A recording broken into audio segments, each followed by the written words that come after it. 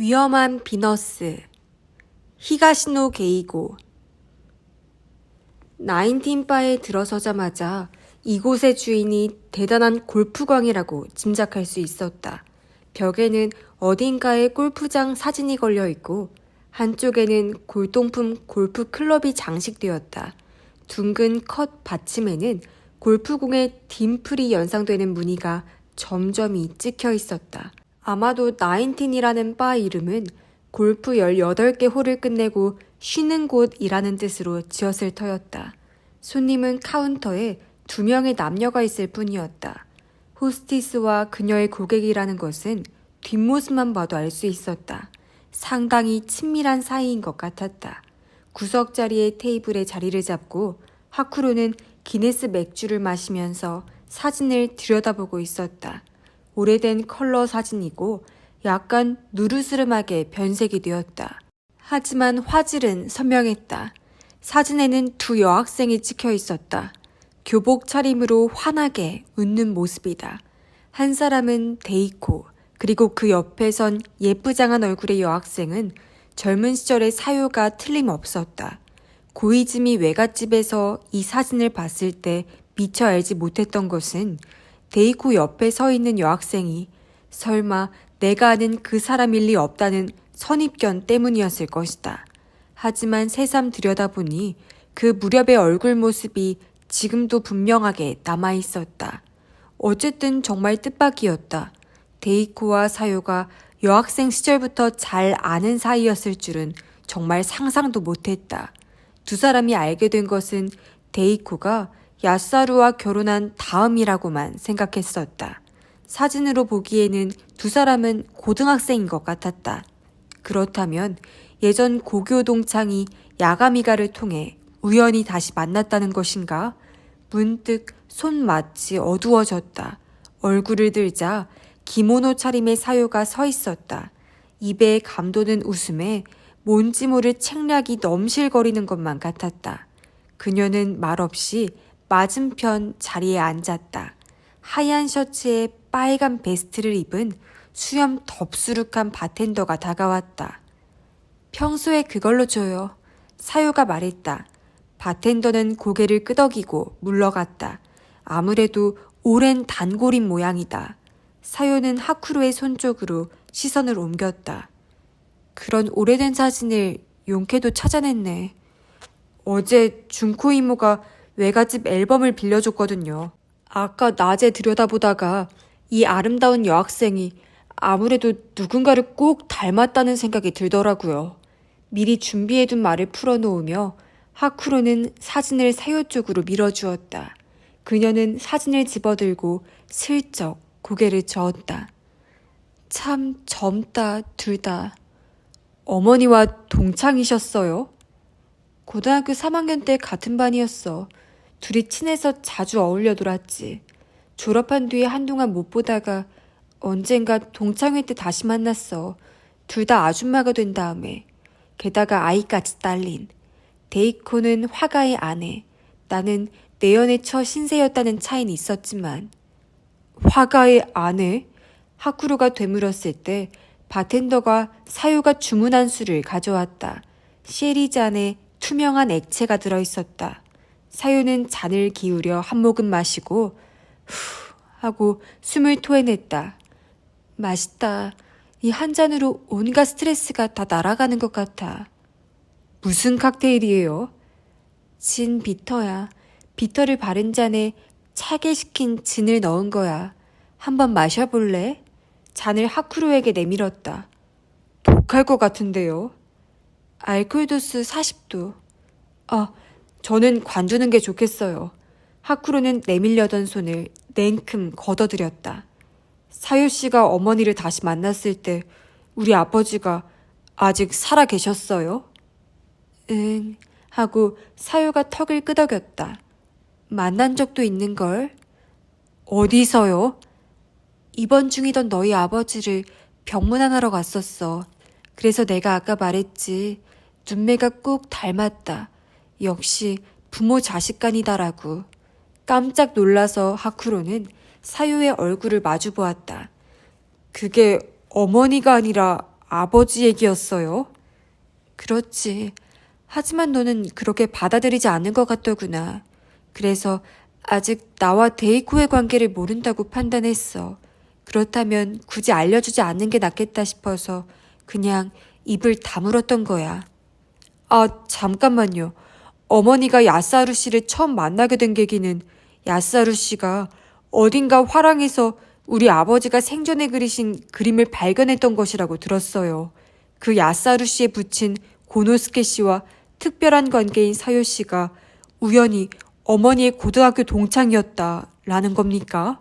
사요는 잔을 손에 든 채 하쿠로의 얼굴을 물끄러미 바라보았다. 그렇다면 하쿠로도 시선을 피하지 않고 마주 보았다. 그건 우연이라기에는 너무 잘 짜인 얘기죠. 게다가 그런 일이었다면 어머니가 나한테 얘기를 했을 거예요. 굳이 감출 필요가 없잖아요.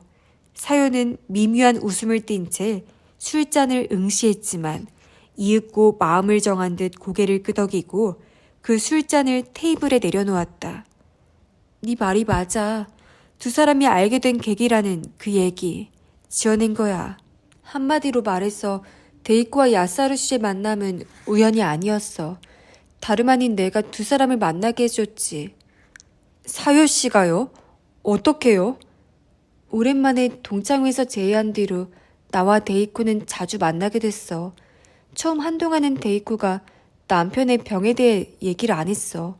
여러 번 만난 다음에야 그런 얘기를 하고 나한테 자기 고민도 털어놓았지. 어떤 고민을요? 너희 아버지 뇌종양이었잖아. 그 영양 때문에 이따금 창란 상태에 빠진다고 했어. 심할 때는 마구 날뛰면서 데이쿠가 누구인지도 인식을 못한다는 거야. 하쿠로는 고개를 저었다. 그런 일이 전 기억이 안 나요. 그렇겠지. 너는 아직 너무 어렸으니까. 그 얘기를 내가 남편에게, 고노스케 씨에게 무심코 한 적이 있었어. 그랬더니 자기 아들인 야스하루에게 한번 맡겨보라고 제안한 거야. 야스하루 씨에게요? 왜요? 당시에 야스하루 씨가 뇌 전기 자극을 주는 것으로 통증을 누그러뜨리거나 정신질환을 개선하는 연구를 하고 있었거든. 데이코의 남편도 야스하루 씨에게 맡겨보면 뭔가 길이 열리지 않겠느냐는 게 고노스케 씨의 생각이었어. 뇌 전기 자극을. 당연한 일이지만 그 얘기는 하쿠로의 기억을 자극했다. 고양이를 사용한 실험이다. 다만 이제는 구토감이 치미는 것은 겨우 억제할 수 있었다. 데이코에게 그런 얘기를 전했더니 꼭 한번 치료를 받아야겠다고 했어. 그렇게 해서 너희 아버지, 이름이 가즈키요 씨였지. 가즈키요 씨는 다이오 대학에서 특별 치료를 받게 된 거야. 나야 자세한 건 모르지만 그 일은 야스하루 씨에게도 귀중한 연구였던 것 같아. 그래서 하쿠로는 저절로 몸이 앞으로 내밀어졌다. 그 뒤에는 어떻게 됐어요? 치료 효과가 상당히 좋게 나왔는지 가즈키요 씨가 창란을 일으키는 일은 없어졌어. 그 뒤로 퇴원해서 평소의 생활로 돌아갔다고 했으니까. 정기적으로 통원 치료를 받아야 했지만 정신적으로도 안정되어서 다시 붓을 손에 들었다고 데이코도 많이 기뻐했어. 그 그림을 그리던 무렵의 얘기인가? 하고 하쿠로는 그때를 떠올렸다. 하지만 제 기억에 따르면 그 뒤 얼마 안 되어서 아버지는 돌아가셨는데요. 그랬지. 사요는 고개를 끄덕였다. 겉으로 보기에는 회복된 것 같았는데 실제로는 뇌종양이 급속히 악화되었던 거야. 결국 세상을 떠났어. 그러니 야스하루 씨는 자신이 했던 치료가 원인이 아니었나 하는 죄책감을 품게 됐지. 데이코는 그렇지 않다. 설령 그렇다고 해도 남편에게 평온한 시간이 주어졌으니 그것만도 고맙다고 몇 번이나 말했다는데. 그런 일이 있었는가? 전혀 뜻밖의 얘기들이어서 하쿠로는 머릿속을 정리하기에도 힘에 부쳤다. 자신의 기분을 확인할 여유 따위는 없었다. 맥주잔을 들어 꿀꺽꿀꺽 마시고 심호흡을 했다. 줄줄이 의문이 솟구쳤지만 어디서부터 손을 대야 할지 알 수 없었다. 하지만 그런 일을 왜 어머니와 야사루 씨는 내내 숨겼을까요? 아니, 어머니뿐만이 아니죠. 고노스케 씨도 그렇고 사유 씨도 여태 숨겼어요. 왜 그러셨죠?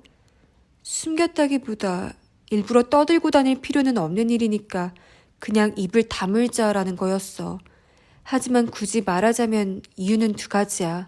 하나는 가즈키오 씨가 살아있는 동안에 데이코와 야사루 씨가 만났다고 하면 이래저래 억측을 하는 사람도 있을 거잖아. 단적으로 말하면 야사루 씨가 데이코를 손에 넣기 위해 가즈키오 씨의 죽음을 앞당긴 게 아니냐는 식으로 쑥덕거리는 소리가 나올 수도 있어. 아, 하쿠로는 슬쩍 고개를 끄덕였다. 아닌 게 아니라 그런 경우도 있을 수 있다.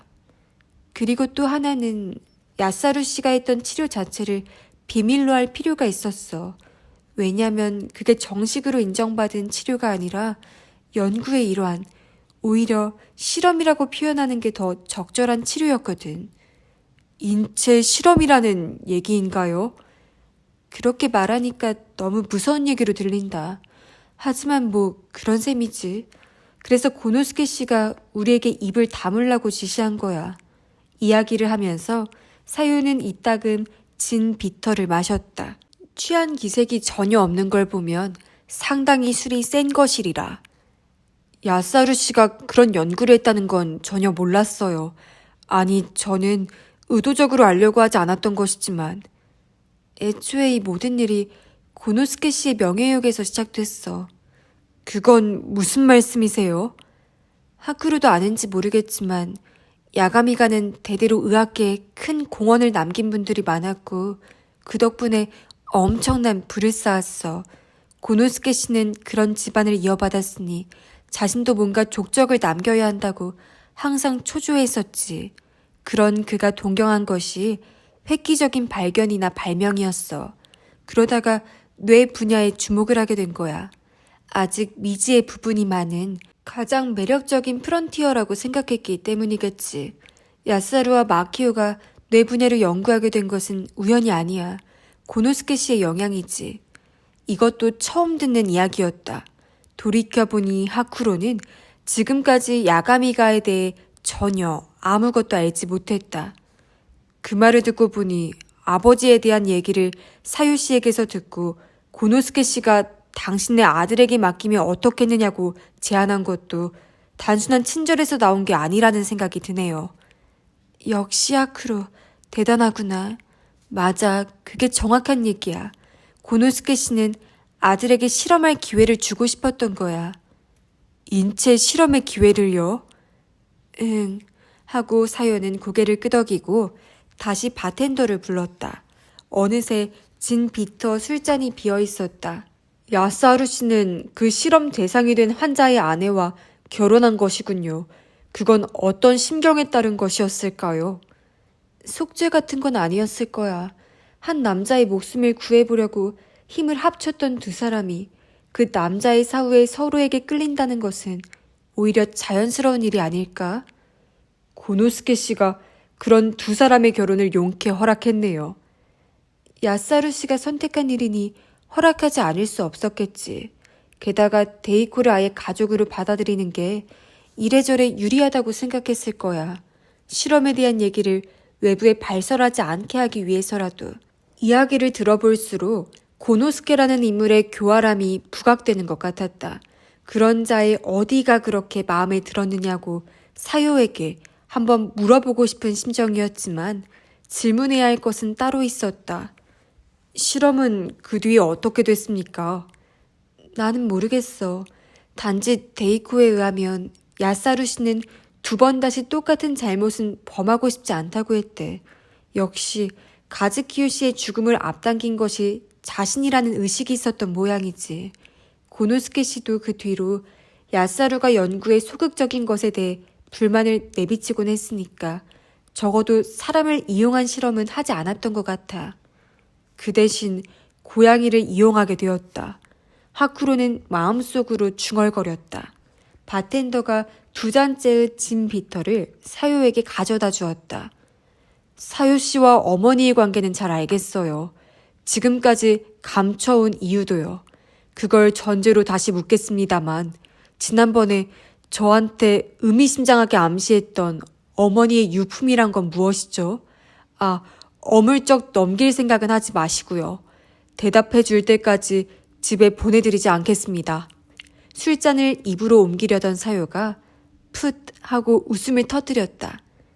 집에 보내드리지 않겠다니 사내에게 그런 말을 들은 게 몇십 년 만인지 모르겠네. 화제를 돌리지 마시고요. 그럴 생각은 없어. 알았어. 대답할게. 하지만 내가 말해봤자 만족스럽지 않을 거야. 왜냐면 나도 그게 무엇인지 정말로 몰라. 모르긴 하지만 뭔가 있다는 건 알고 있다. 라고밖에 말할 수가 없어. 그게 무슨 말입니까? 아마 고노스케 씨가 사망하고 얼마 안 된 참의 일이었을 거야.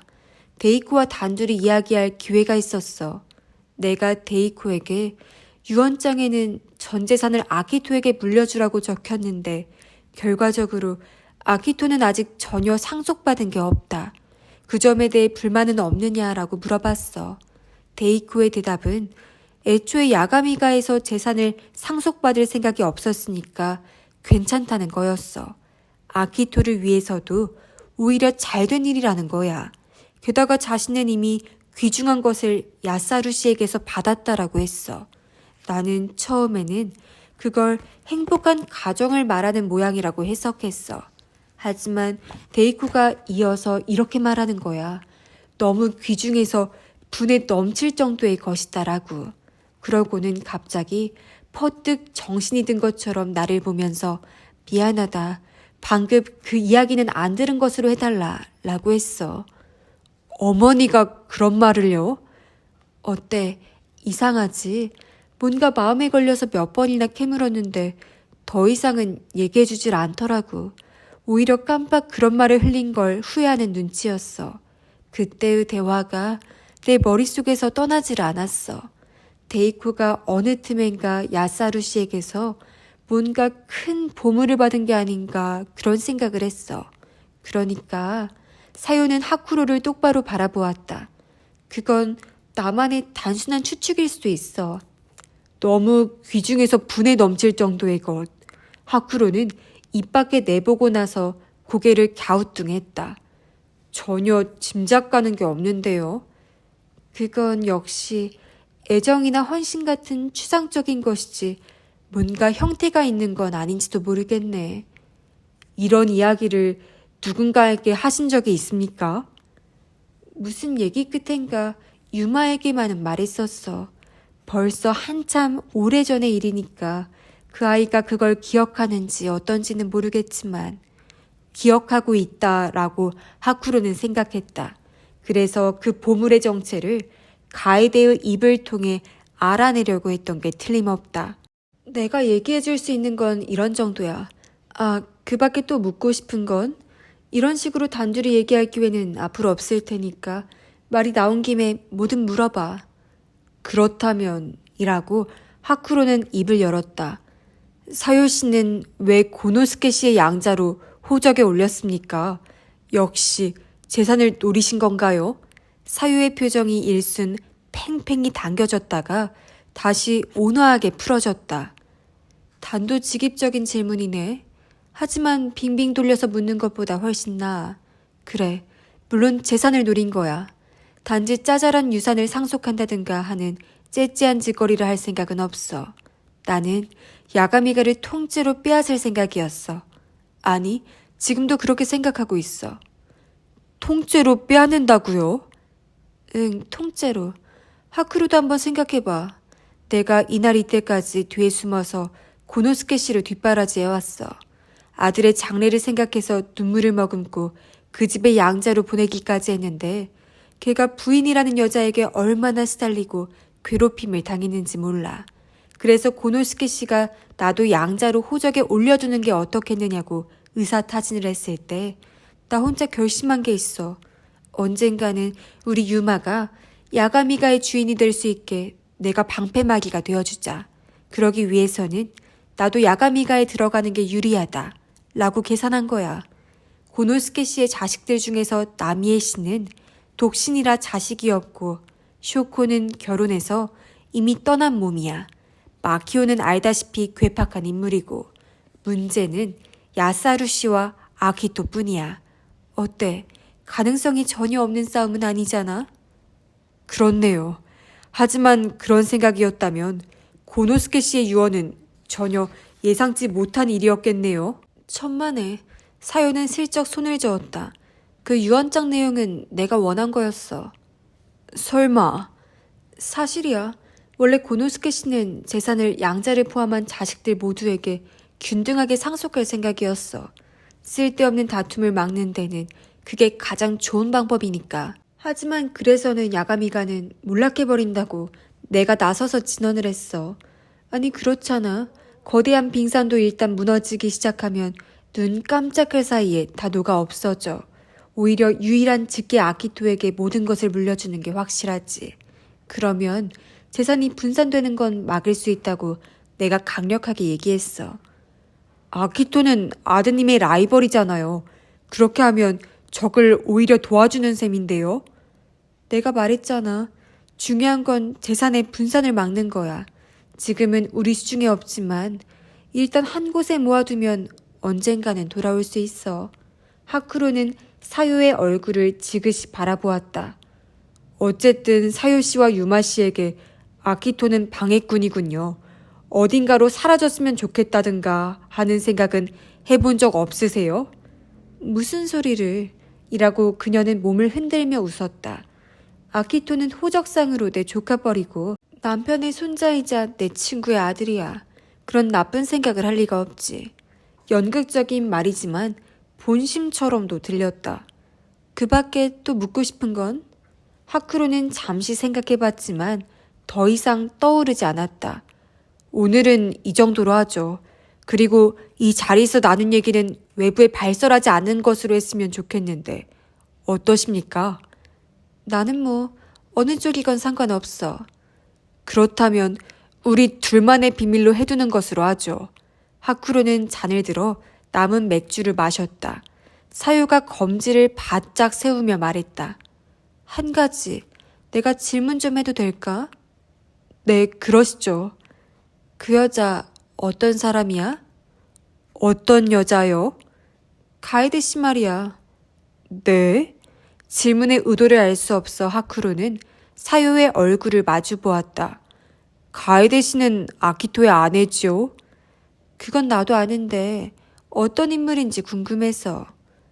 전직 승무원이고 아키토와는 밴쿠버에서 알게 됐다던데요.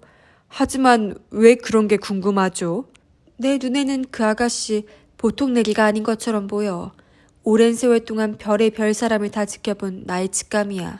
사유는 지그시 하쿠로의 눈을 들여다보았다. 마음속을 꿰뚫어 보려는 듯한 날카로운 시선이었다. 하쿠로가 당황해서 대답하지 못하자 아, 미안해 라고 그녀는 사과했다. 이상한 말을 해버렸네. 아주 똑똑한 아가씨라서 그런 생각이 들었는지도 모르지. 그냥 잊어버려. 아니요. 주위에서 살펴볼게요. 하쿠로는 바텐더를 불러 계산을 부탁했다. 참. 아키토는 어때? 사유가 화난 말투로 물었다. 지난번 친족 모임 이후로 연락은 해봤어? 국제전화로든 뭐든. 네. 여전히 바쁜 모양이에요. 좀채 귀국하진 못해서 죄송하다던데요. 그렇구나. 근데 좀 신기해. 뭐가요? 하쿠루와 아키토. 벌써 몇 년째 서로 연락도 없었잖아. 근데 요즘 아키토를 위해 꽤 분주하게 뛰어다니는 것 같아. 머지않아 아키토가 귀국할 텐데 하쿠루가 이렇게까지 애쓰고 다닐 것도 없지 않을까? 그게 아니면 갑자기 형제의 눈을 뜬 건가? 하쿠루가 선뜻 대답하지 못하고 있는 참에 바텐더가 다가와 계산서를 테이블에 놓았다. 사요가 재빨리 그것을 집어들었다. 아니요, 이건 제가 낼게요. 아까 샴페인도 대접해 주셨는데. 오늘 밤은 내가 쏜다니까. 한 잔 사게 허락해줘. 게다가 난 좀 더 마신 뒤에 돌아갈 거야. 하쿠로는 한숨을 내쉬며 고개를 끄덕였다. 그러면 감사히 받겠습니다. 언제든지 우리 가게에 놀러와. 다음에는 예쁜 애들 많이 소개해 줄 테니까. 네, 꼭 찾아뵙죠. 기대하겠습니다. 하쿠로는 자리에서 일어나 머리를 숙였다. 귀중한 얘기 감사했습니다. 나인틴 바를 나서자 가랑비가 흩뿌리고 있었다. 마침 지나가던 택시를 잡아타고 오늘 하루, 아니 반나절을 되돌아보았다. 너무도 많은 일들이 한꺼번에 일어났다. 고이즈미 외갓집을 발견한 것도 벌써 한참 과거의 일인 것만 같았다. 집에 돌아가서 다시 한 잔 해야겠다고 생각했다. 이대로는 잠도 안 올 것 같다. 갑작스러운 메일 죄송합니다. 저는 도쿄에 사는 데시마 하쿠로라는 사람입니다. 동물병원에서 근무하고 있습니다만 그건 이번 용건과는 관계가 없습니다. 메일을 드린 것은 아버님에 관해 문의할 것이 있기 때문입니다. 귀하의 블로그에서 아버님의 그림 사진을 봤습니다만 그것과 완전히 똑같은 그림의 원본을 저의 지인이 갖고 있습니다. 참고로 촬영한 그림 사진을 첨부합니다. 만일 관심이 있다면 번거로우시더라도 꼭 연락 주시면 감사하겠습니다. 결례인 줄은 알지만 부디 잘 부탁드립니다. 아래에 저의 메일 주소를 덧붙입니다. 연락 주시기를 기다리겠습니다. 다시 읽어보면서 예의에 어긋난 표현이나 배려가 부족한 점은 없는지 확인한 뒤에 송신했다. 상대가 의심스럽게 생각할 수도 있겠지만 이렇게 할 수밖에 없었다. 그 블로그 주인에게 보낸 것이다. 어떻든 우선 자세한 얘기를 들어보고 싶었다. 스마트폰을 접수처 책상에 내려놓고 진료실로 돌아갔다. 가게야마 모토미의 모습이 보이지 않는 것은 원장님에게 할 얘기가 있다면서 안쪽 본체에 들어갔기 때문이다. 회계 소프트웨어 문제로 제안할 것이 있다고 했다. 어차피 이케다는 원장 대리인 하쿠로와 상의하라고 할 게 뻔하지만 매사의 원칙주의자인 가게야마 모토미는 정해진 절차를 결코 생략하지 않는다. 차인벨 소리가 났다. 진료 시간 외에는 입구에 자동문이 열리지 않는다. 그 대신 급한 방문자에게는 옆에 차인벨을 누르라고 써붙여 두었다. 대기실에 가보니 자동문 너머에 뜻밖의 인물이 서 있었다. 하쿠로를 보자 슬쩍 고개 숙여 인사한 것은 하세쿠라 유리카였다. 짙은 남색 원피스가 가녀린 몸매의 그녀에게 잘 어울렸다. 스커트 길이는 무릎 정도여서 청초한 분위기를 빚어내고 있었다. 웬일이야? 여기는 어떻게 알고 왔지? 안으로 맞아주면서 하쿠로는 말했다. 연락처를 여쭤본다는 걸 깜빡해서 인터넷으로 검색해봤어요.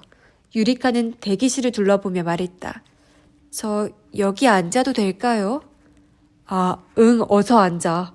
유리카가 의자에 앉아서 하쿠로도 그 옆에 나란히 자리를 잡았다.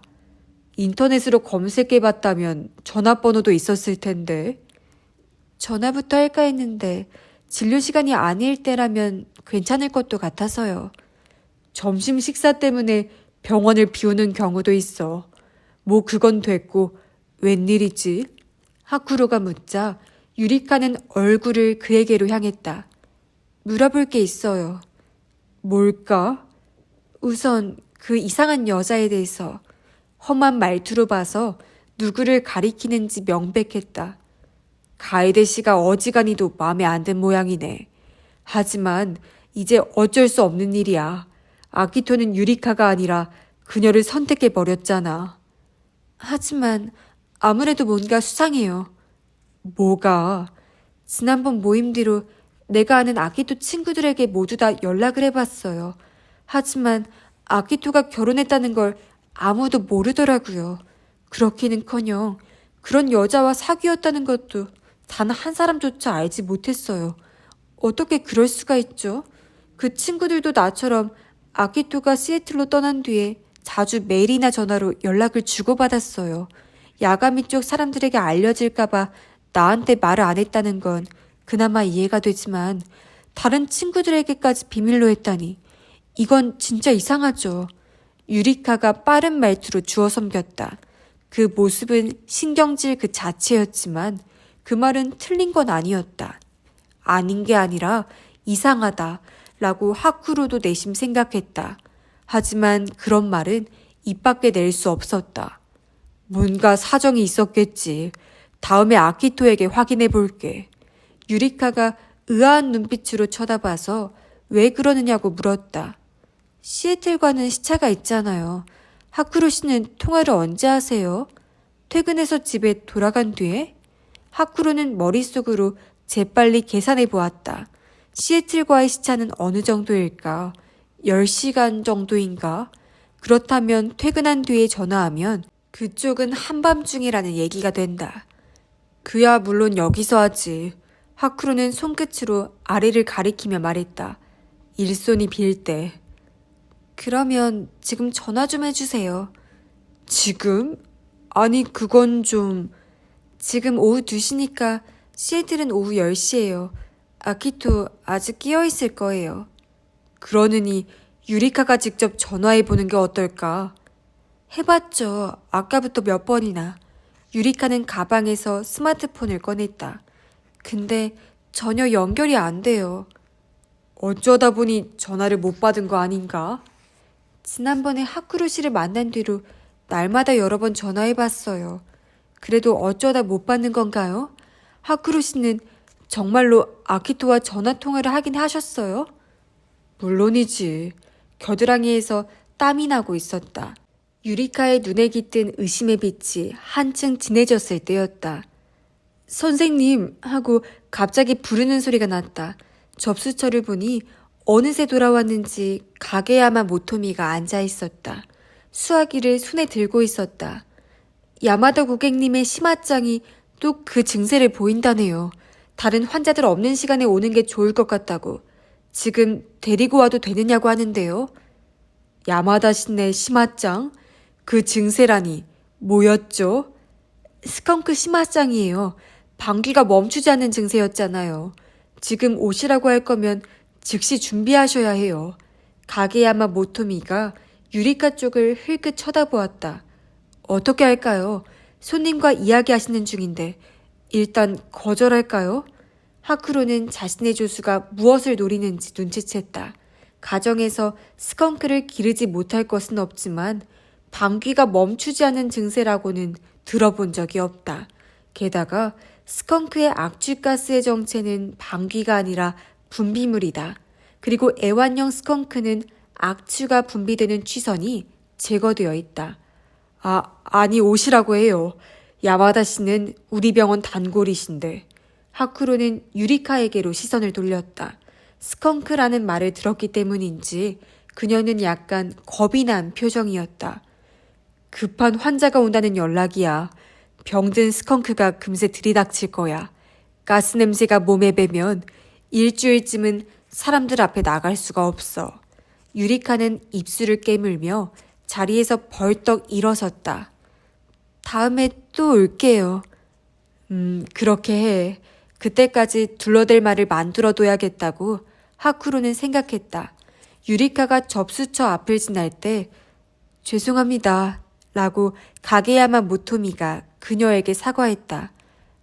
그리고 두 분 말씀 나누시는 거 제가 잠깐 들었는데요. 대시마 선생님이 분명 동생분과 국제전화로 얘기하셨어요. 제가 옆에 있었거든요. 한 사나흘 전이었죠. 하쿠로에게도 동의를 청해왔다. 그때쯤이었죠. 네, 틀림없어요. 가게야마 모토미가 유리카에게 웃음을 건넸다. 유리카는 분하다는 표정으로 하쿠로를 돌아본 뒤 간다는 인사도 없이 나가버렸다. 잠시 뒤 하쿠로는 문을 열고 바깥 상황을 살펴보았다. 유리카의 뒷모습이 멀어져 가는 게 보였다. 대기실로 돌아와 접수처로 다가갔다. 가게야마 모토미는 묵묵히 사무일을 하고 있었다. 가게야마 라고 말을 건넸다. 고마워요. 덕분에 살았어. 천만에요. 그녀는 얼굴을 드는 일도 손을 멈추는 일도 없이 대답했다. 하고 싶은 말이 많으리라는 거 잘 알아요. 아마 수많은 의문이 머릿속에서 맴돌고 있겠죠. 근데 미안하지만 지금 이 시점에는 특별한 사정이 있다는 말밖에.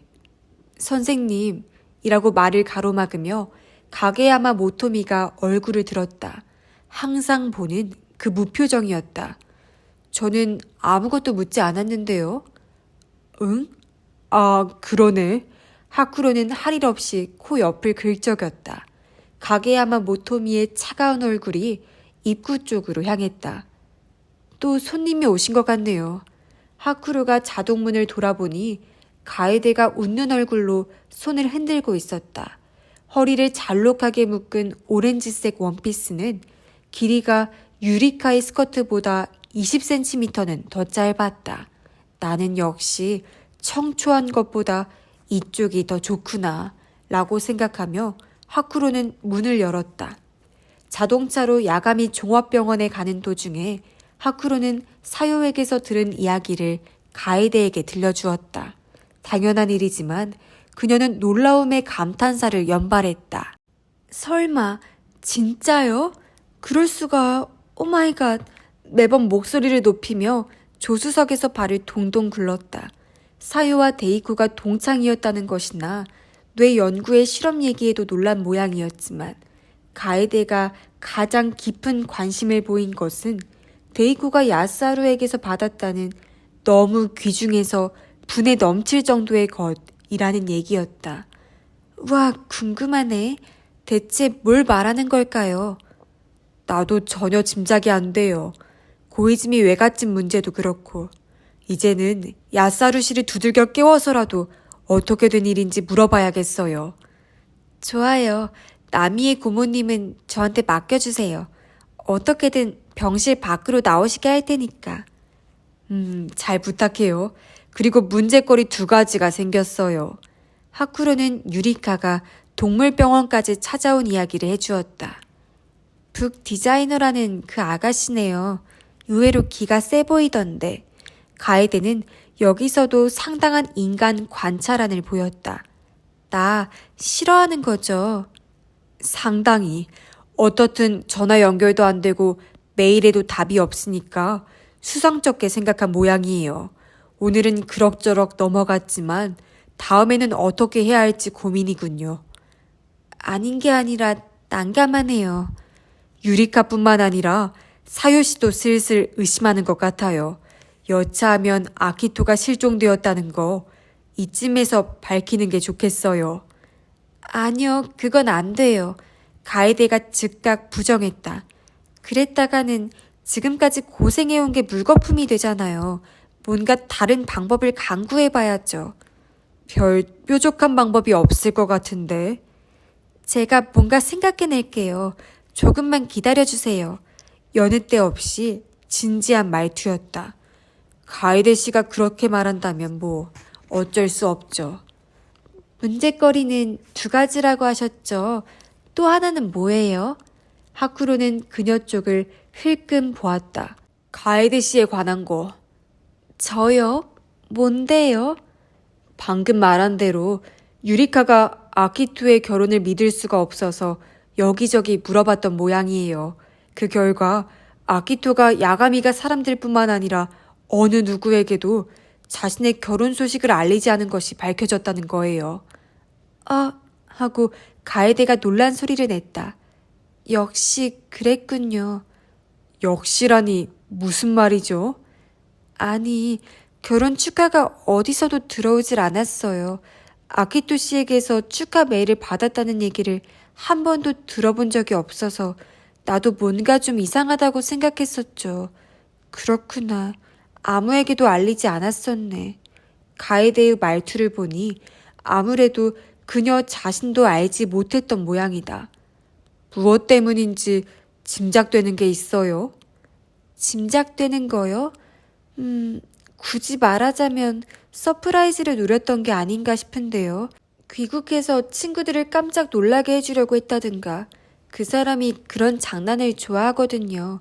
그럴싸한 얘기였지만 그런 장난이었다면 가에데에게 미리 말하지 않았을까?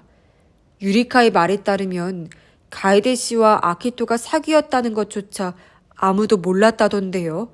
아키토가 친구들에게 전혀 소개해준 적이 없어요. 글쎄요, 어땠었나? 회사 일과 관련된 사람들은 만났었는데 그냥 새로운 비서라고만 소개하고 연인이라는 말은 안 했던 것 같아요. 친구들한테는 전혀 소개하지 않은 거네요. 뭐 그렇죠. 시애틀에 갈 준비에 쫓겨서 그럴 여유도 없었을 거예요.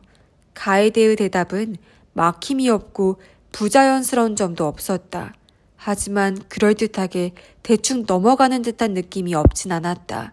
사유가 얘기했던 보통 내기가 아니다라는 말이 머릿속에 여전히 남아있었다. 잠시 뒤 야감이 종합병원에 도착했다. 오늘 병문안을 간다는 것은 나미에에게 미리 연락했었다.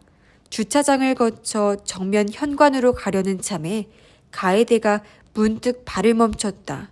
왜요? 병실에는 아주버님 혼자서 가세요. 제가 병실 밖으로 나미에 고모님을 불러낼 테니까요. 그리고 그녀는 자신의 생각을 말했다. 꽤 괜찮은 아이디어였다. 알았어요. 그럼 잘해봐요. 가이드를 남겨두고 하쿠로는 혼자 병원으로 들어갔다. 로비를 지나 엘리베이터 홀로 향했다. 경영 파탄에 이르렀다는 얘기를 사요에게서 들은 탓인지 전에 왔을 때보다 한층 더 한산해 보였다. 복도를 지나가는 간호사들의 표정에도 의욕이 부족한 것처럼 느껴졌다. 특실 앞에서 문을 두드렸다. 대답이 들려오는 일 없이 갑작스럽게 문이 열렸다. 나미에는 오늘은 기모노 차림이 아니라 거무스름한 카디건을 걸치고 있었다. 어서 와라. 가이데 씨는? 잠깐 시장에 들렀다 올 모양이에요. 그래? 라고 고개를 끄덕이더니 나미에는 무기질적인 목소리로 말했다. 들어와라. 침대 위의 야스하루는 지난번에 봤을 때와 별반 달라진 게 없었다. 어쩌면 이제 더 이상 좋아질 방도는 없는지도 모른다. 얼굴은 회색빛이고 몸은 여위일 대로 여위였다. 이보다 더 악화되는 일이 있다면 그것은 곧 임종의 때일까? 여전히 잠만 주무시는 상태신가요? 나미에는 포기했다는 듯한 표정으로 고개를 끄덕였다. 어쩌다 눈을 떠도 내 말이 들리는지 마는지도 모르겠다. 이따금 소리를 내긴 하는데 말인지 아닌지도 미심쩍고. 그렇다면 대화는 불가능하겠구나 라고 하쿠로는 생각했다. 역시 헛걸음인가?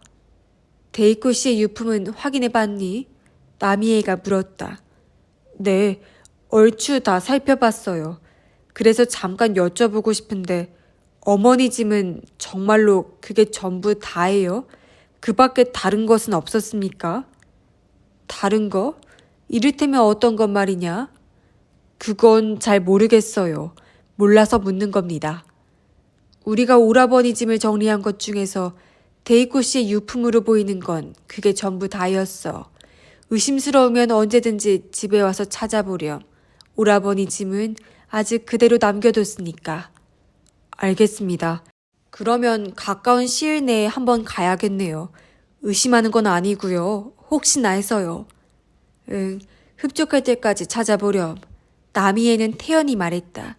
여우를 연상시키는 그 얼굴을 마주보며 나미에 씨가 지금 사실대로 말한다는 보증은 어디에도 없다. 라고 하쿠로는 생각했다. 데이코가 너무 귀중해서 분에 넘칠 정도라고 말했던 뭔가를 별도의 장소에 따로 보관해 두었을 가능성도 있다. 노크 소리가 들리고 문이 열렸다. 하얀 가운 차림의 젊은 간호사였다. 나미에 씨 라고 부르더니 간호사 센터에 전화가 와 있어요 라고 말했다. 나미에가 의아한 듯 간호사를 보며 물었다. 전화? 잠깐 바꿔달라고 하셨어요. 친척 되시는 분이래요. 아, 가에데 씨인 모양이네요. 하쿠로의 말에 나미에는 아 하고 알아들었다는 듯이 고개를 끄덕이고 자리에서 일어섰다. 무슨 일로 전화를 했지? 나미에가 나가는 것을 확인한 뒤에 하쿠로는 침대로 다가가 야스하루의 얼굴을 들여다보았다. 여전히 눈을 감은 채였다. 야스하루 씨 라고 불러보았다. 하지만 전혀 반응이 없었다. 어깨를 잡고 가만가만 흔들었다. 하지만 꿈쩍도 하지 않았다. 정말로 살아있는지 의심스러울 정도였다. 귓가에 입을 대고 조금 큰 소리로 야가미 야사루 씨! 라고 불러보았다. 그러자 희미하게 경련하듯이 눈꺼풀이 떨렸다. 야사루 씨, 눈 좀 떠보세요. 접니다. 하쿠로예요. 두 손으로 어깨를 잡고 흔들었다. 나미에가 봤다면 아마 나무랐을 것이다. 그래도 야사루는 깨어날 기미가 없었다. 하쿠로는 시계를 보았다. 가에데는 어떻게든 10분쯤은 전화로 시간을 벌어보겠다고 했다. 서둘러야 한다. 일어나세요. 잠깐만이라도 좋으니까 눈 좀 떠보세요. 일어나요. 눈을 뜨라고요. 하쿠로는 마음이 다급해져서 야사루의 뺨을 탁탁 때려보았다. 소용없는가? 라고 생각한 그 순간이었다. 영원한 잠에 빠진 듯한 야사루가 가늘게 눈꺼풀을 떴다. 그뿐만 아니라 검은 눈동자를 움직였다. 뭔가를 찾으려는 듯 흔들리던 시선이 정확히 하쿠로의 얼굴에서 딱 멈췄다. 아시겠어요? 저예요, 하쿠로. 데이코 씨 아들입니다. 목소리 들리세요? 귀에 바짝 얼굴을 들이대고 소리쳤다. 야사루의 얼굴 근육이 미세하게 움직였다. 희미하지만 웃는 것처럼 보였다. 물어볼 게 있어요. 우선 고이즈미 외갓집이에요. 왜 거짓말을 하셨어요? 왜 철거했다는 거짓말을 했습니까?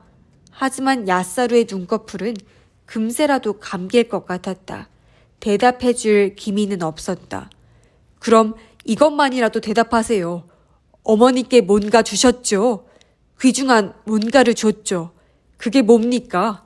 다시 어깨를 앞뒤로 세게 흔들어 보았다. 야사루의 입이 열렸다. 뭔가 말하고 싶은 것처럼 보였다. 뭐라고요? 다시 말해주세요. 하쿠로는 야사루의 입에 자신의 귀를 댔다. 야사루가 소리를 냈다. 너무도 희미한 소리였다. 그래도 일단 알아들었지만 그 말은 하쿠로를 당황하게 했다. 무슨 말이에요? 한 번만 더 말해주세요. 하지만 하쿠로의 물음에 반응하는 일 없이 야사루의 눈꺼풀은 다시 감겼다. 잠깐. 아직 잠드시면 안 돼요. 그때 덜컹 문이 열리는 소리가 났다. 하쿠로는 급히 일어서려다 옆에 의자를 넘어뜨리고 말았다. 안으로 들어서던 나미에가 의아하다는 듯 미간을 좁혔다. 뭐하고 있어? 아무것도 아닙니다. 눈을 뜨시려나 해서 잠깐 들여다봤어요. 오라버니는 요즘 계속 주무시기만 해. 네, 그러신 것 같네요. 그보다 가에데 씨는 무슨 일로 전화를... 급한 볼일이 생겨서 오늘 병문안을 못 오게 됐다는구나. 그렇군요. 다음에는 꼭 오겠다. 그참에 뭔가 필요한 게 없느냐고 했어. 별로 필요한 게 없다고 말했는데도 간병을 도와드리겠으니 뭐든 서슴없이 얘기해달라고 어찌나 꼬치꼬치 캐묻는지. 마치 전화 통화를 늘리는 게 목적인 것 같더구나. 나미애가 가느다란 눈으로 지그시 하쿠로를 쳐다보며 말했다. 그 시선을 눈치채지 못한 척하며 하쿠로는 자리에서 일어섰다. 저도 이만 실례해야겠네요. 목적은 달성한 거야? 무슨 말씀이신지. 이제 야가미가와는 아무 관련이 없다고 말한 건 하쿠로 너야. 그런 네가 아버지라고 인정하지도 않았던 사람을 병문안 하겠다고 혼자 찾아올 리가 없다 라고 생각하는 건 너무 삐뚤어진 시선일까? 하쿠로는 어깨를 움츠렸다. 사람이란 살다 보면 마음이 바뀌는 일도 있으니까요. 나미에는 양 입끝을 치켜들었다. 뭐 그렇다고 해두자. 그럼 가보겠습니다. 하쿠로는 머리를 숙이고 병실을 뒤로 했다. 주차장으로 내려갔더니 가에데가 차 안에서 스마트폰을 보고 있었다. 조금 전 헤어지는 참에 차 열쇠를 내준 것이다. 나미의 고모님은 어땠어요? 하쿠로가 운전석에 오르자마자 가에데가 물었다. 수상하게 생각하던데요. 역시. 가에데는 눈썹을 늘어뜨린 채 위쪽을 우러러 보았다. 미안해요. 어떻게든 얘기를 길게 끌려고 내가 생각해도 이상한 소리를 줄줄 늘어놨지 뭐예요. 어쩔 수 없죠. 괜찮아요. 애초에 무리한 일이었으니까. 하쿠로는 차 열쇠를 돌렸다. 하지만 곧장 출발하지는 않았다. 그래서 아버님과 얘기는 하셨어요? 한숨을 내쉬며 하쿠로는 가이데 쪽을 향했다. 얘기했다고 하기는 좀 어려워요. 그렇군요. 가이데가 어깨를 툭 떨궜다. 단지 아주 잠깐이지만 눈을 떴어요. 그리고 몇 마디를 했죠. 내 질문에 대한 답인지 어떤지는 모르겠지만. 무슨 말을? 하쿠로는 입술을 핥고 말을 이었다. 아키토, 원망하지 마라. 라고. 가이데는 눈을 깜빡거리며 입술을 움직였다. 방금 자신이 한 말을 따라해본 것일 텐데 소리는 들리지 않았다. 아키토, 원망하지 마라. 분명 야사루는 그렇게 말했다. 하쿠로의 귀에는 그렇게 들렸다. 그렇게밖에는 들리지 않았다. 과연 무슨 뜻일까? 아주버님의 질문에 대한 대답이냐 아니냐는 둘째치고 그런 말씀을 하신 건 아버님이 꼭 전하고 싶었던 것이기 때문일까요? 찻잔을 든 채 가이데가 고개를 갸우뚱했다. 그럴 수도 있죠. 하지만 그렇다면 좀 더 자세히 말해주셨어야죠. 그 몇 마디로는 무슨 말인지 알 도리가 없어요. 하긴 중환자를 상대로 불평을 해봤자 소용도 없지만. 하쿠로는 커피를 마셨다. 오랜만에 찾아온 패밀리 레스토랑의 커피는 역시 향기도 맛도 부족했다. 병원에서 돌아오는 길에 가이데가 갈증이 난다고 해서 들어온 것이다. 무엇을 원망하지 말라는 걸까요? 전혀 짐작도 못하겠어요. 나는 아키토에 대해 거의 아는 게 없으니까. 오히려 난 가이데 씨에게 묻고 싶네요. 아키토가 원망을 품을 만한 사람 혹시 아는 거 없어요? 글쎄요. 원망을 한다면 아키토 씨가 뭔가 심한 일을 당한 경우겠죠. 하지만 사업에서든 사생활에서든 그런 얘기는 들어본 적이 없어요. 심한 일을 당한 사람이 반드시 아키토 본인이 아닐 수도 있어요. 아키토에게 중요한 사람이 뭔가 피해를 입었다면, 거기까지 말한 참에 퍼뜩 떠오르는 게 있었다. 어머니를 깜빡했네. 하고 가에대에도 입이 벌어졌다. 그가 하려는 말을 이해한 모양이었다. 아키토는 어머니가 살해됐는지도 모른다고 의심했었어요.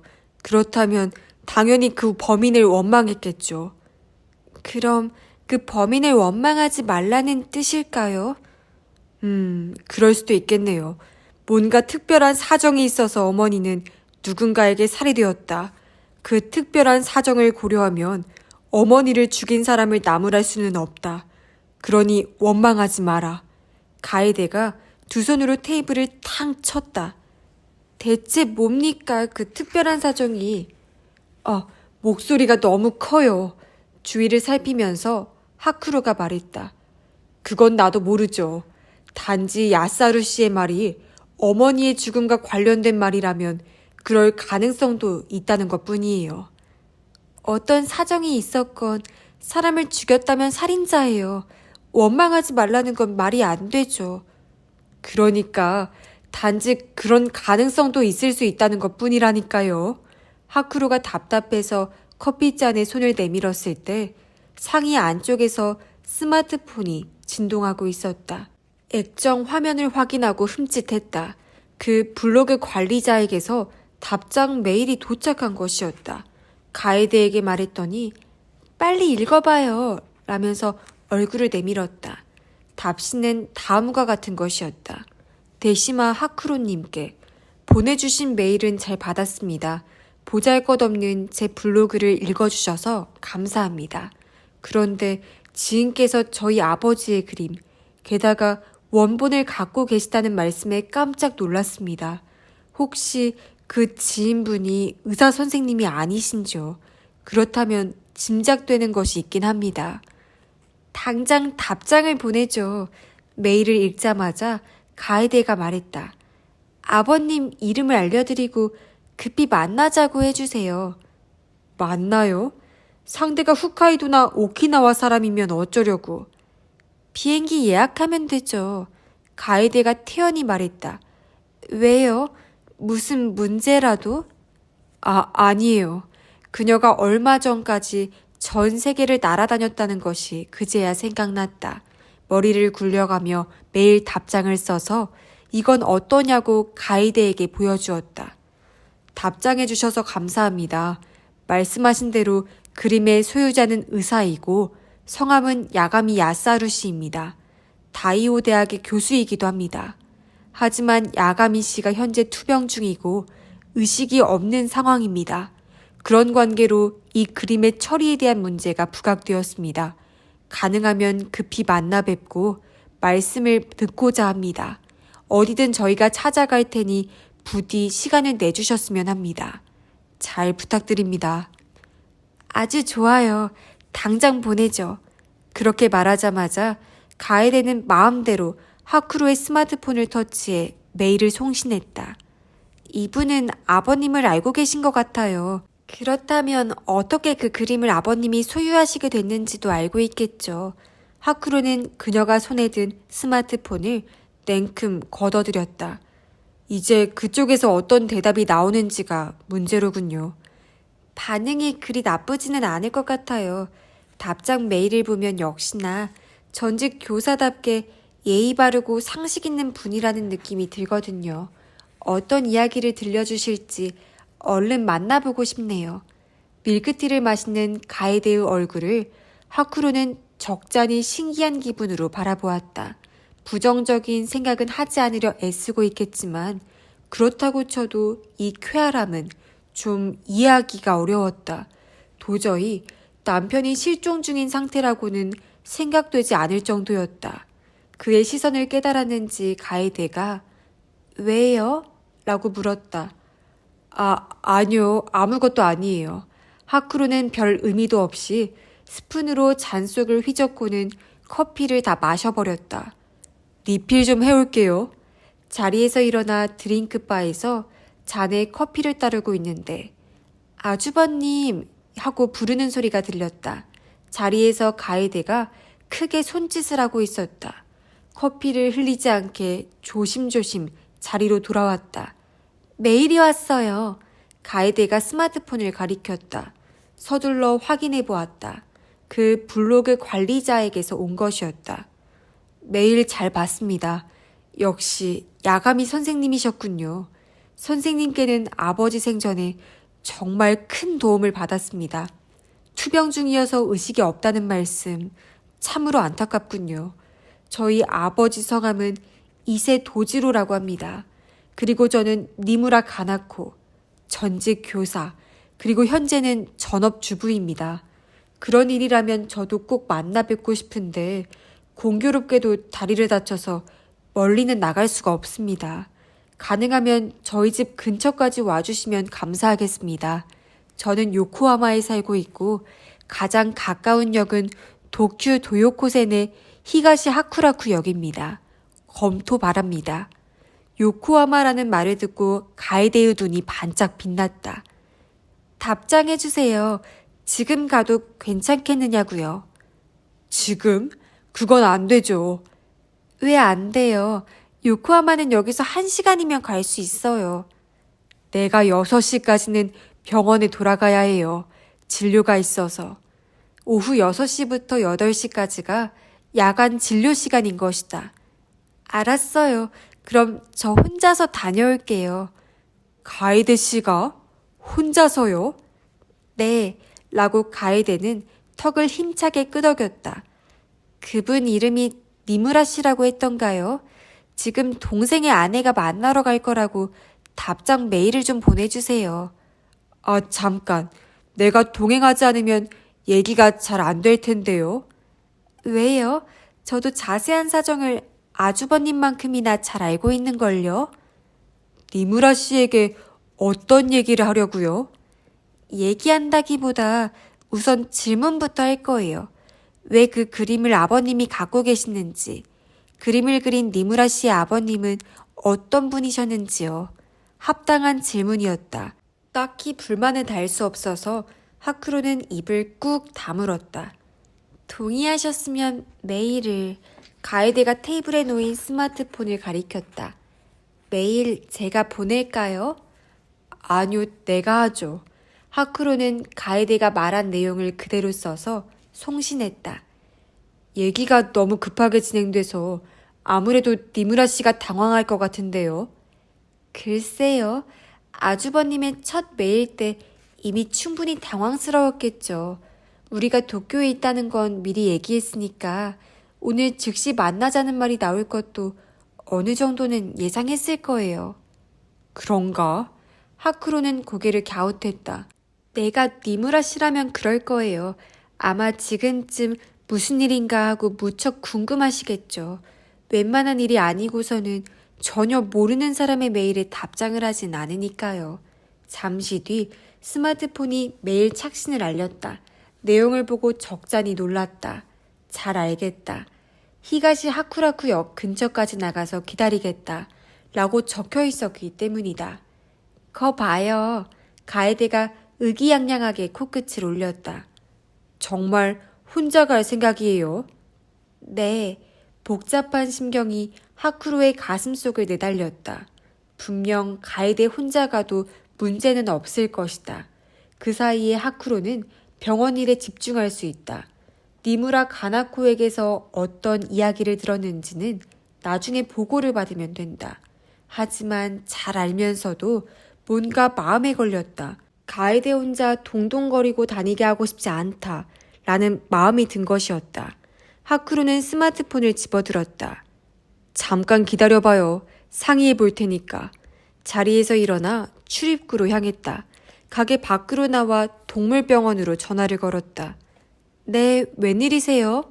라는 가게야마 모토미의 담백한 목소리가 들려왔다. 착심 표시로 하쿠로의 전화라는 것을 알았던 것이리라.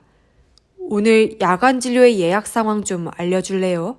하쿠로의 목적을 짐작했는지 일순 생각에 잠기는 기척이 느껴졌다. 요시오카 씨가 밑장을 데리고 올 거예요.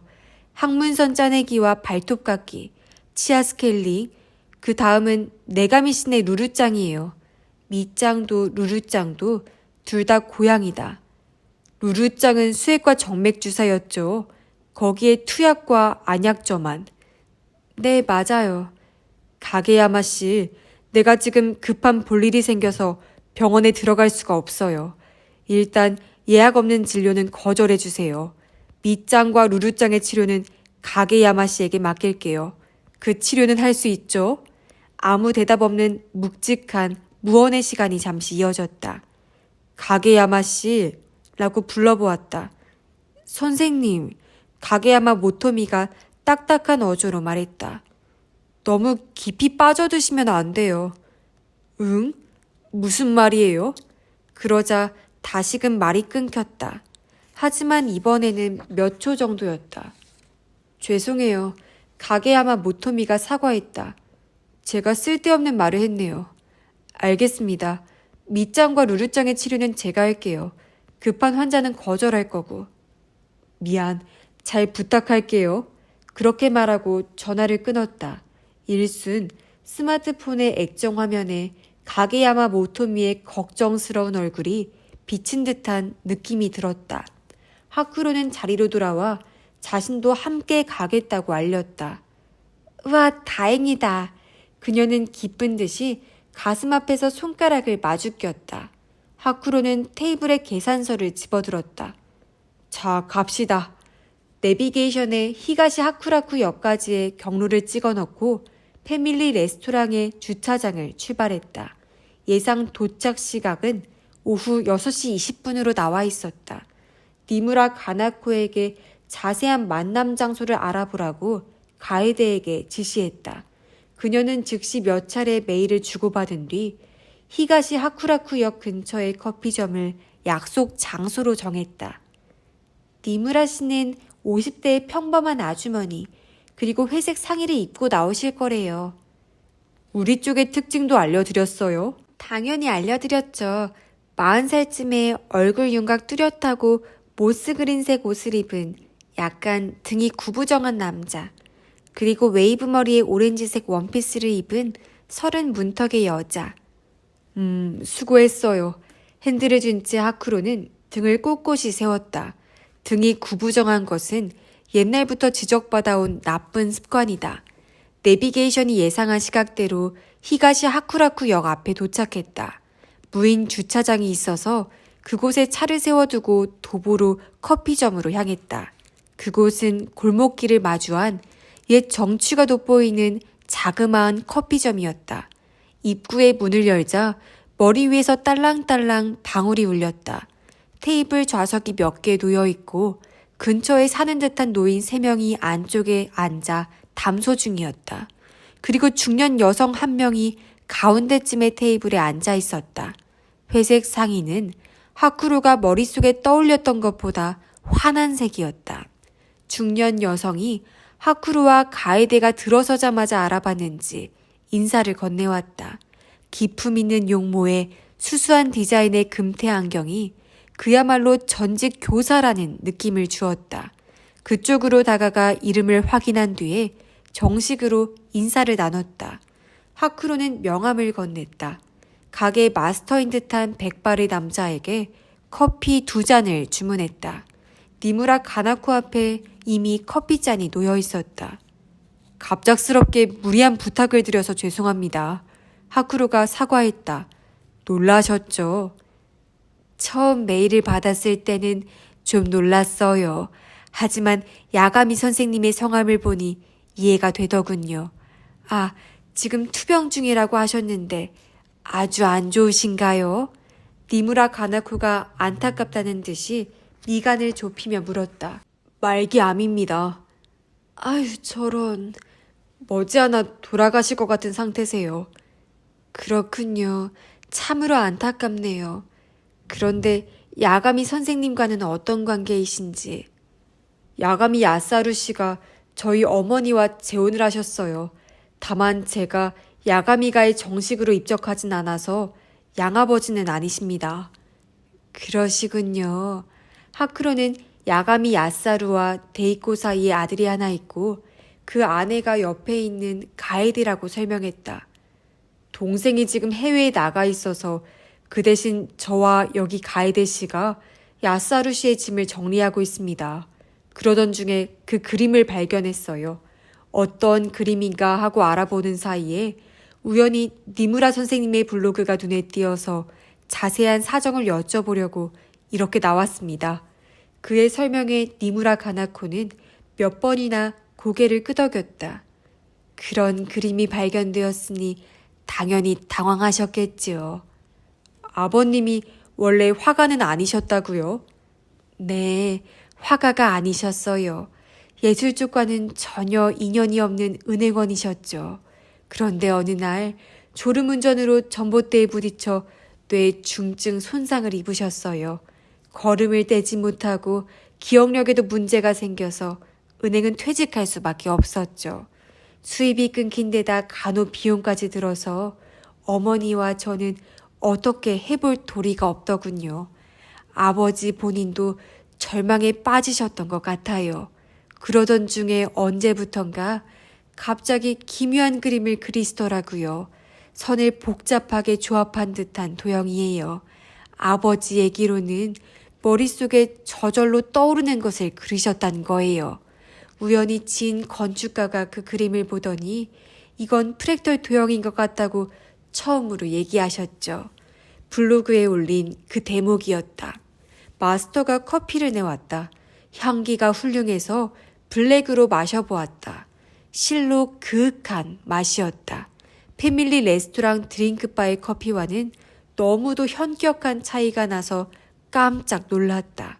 커피잔을 내려놓고 하쿠로는 이야기를 계속해달라고 청했다. 왜 그렇게 갑작스럽게 그런 걸 그리시기 시작했는지 아무래도 불길한 마음이 들어서 어머니께서 병원에 문의를 하셨던 모양이에요. 하지만 담당 의사도 고개만 갸웃거렸다는군요.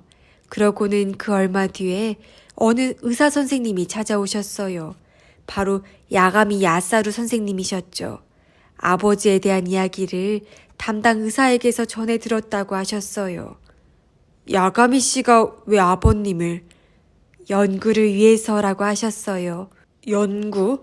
혹시 서번트 증후군 연구였습니까?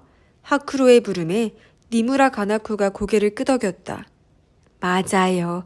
다만 일반적인 서번트 증후군과는 약간 달랐어요. 다르다면 어떻게요?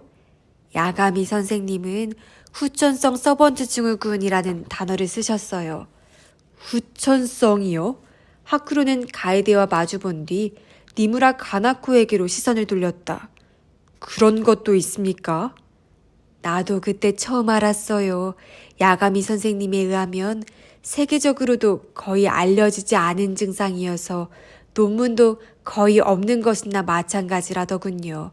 하지만 야가미 선생님이 한 가지 사건을 계기로 그러한 증상의 사례에 대한 가능성을 깨닫고 똑같은 양상을 보이는 환자를 찾고 있다고 하셨어요. 한 가지 사건이라는 게 뭐죠?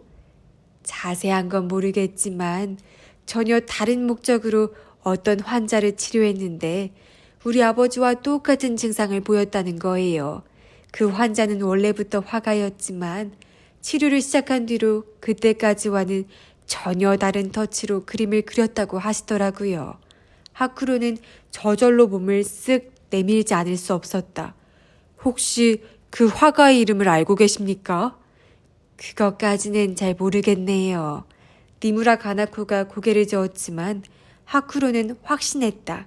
그건 틀림없이 아버지 가즈키오의 얘기일 터였다. 그래서 야가미 씨는 아버님께 어떤 치료를 하셨습니까?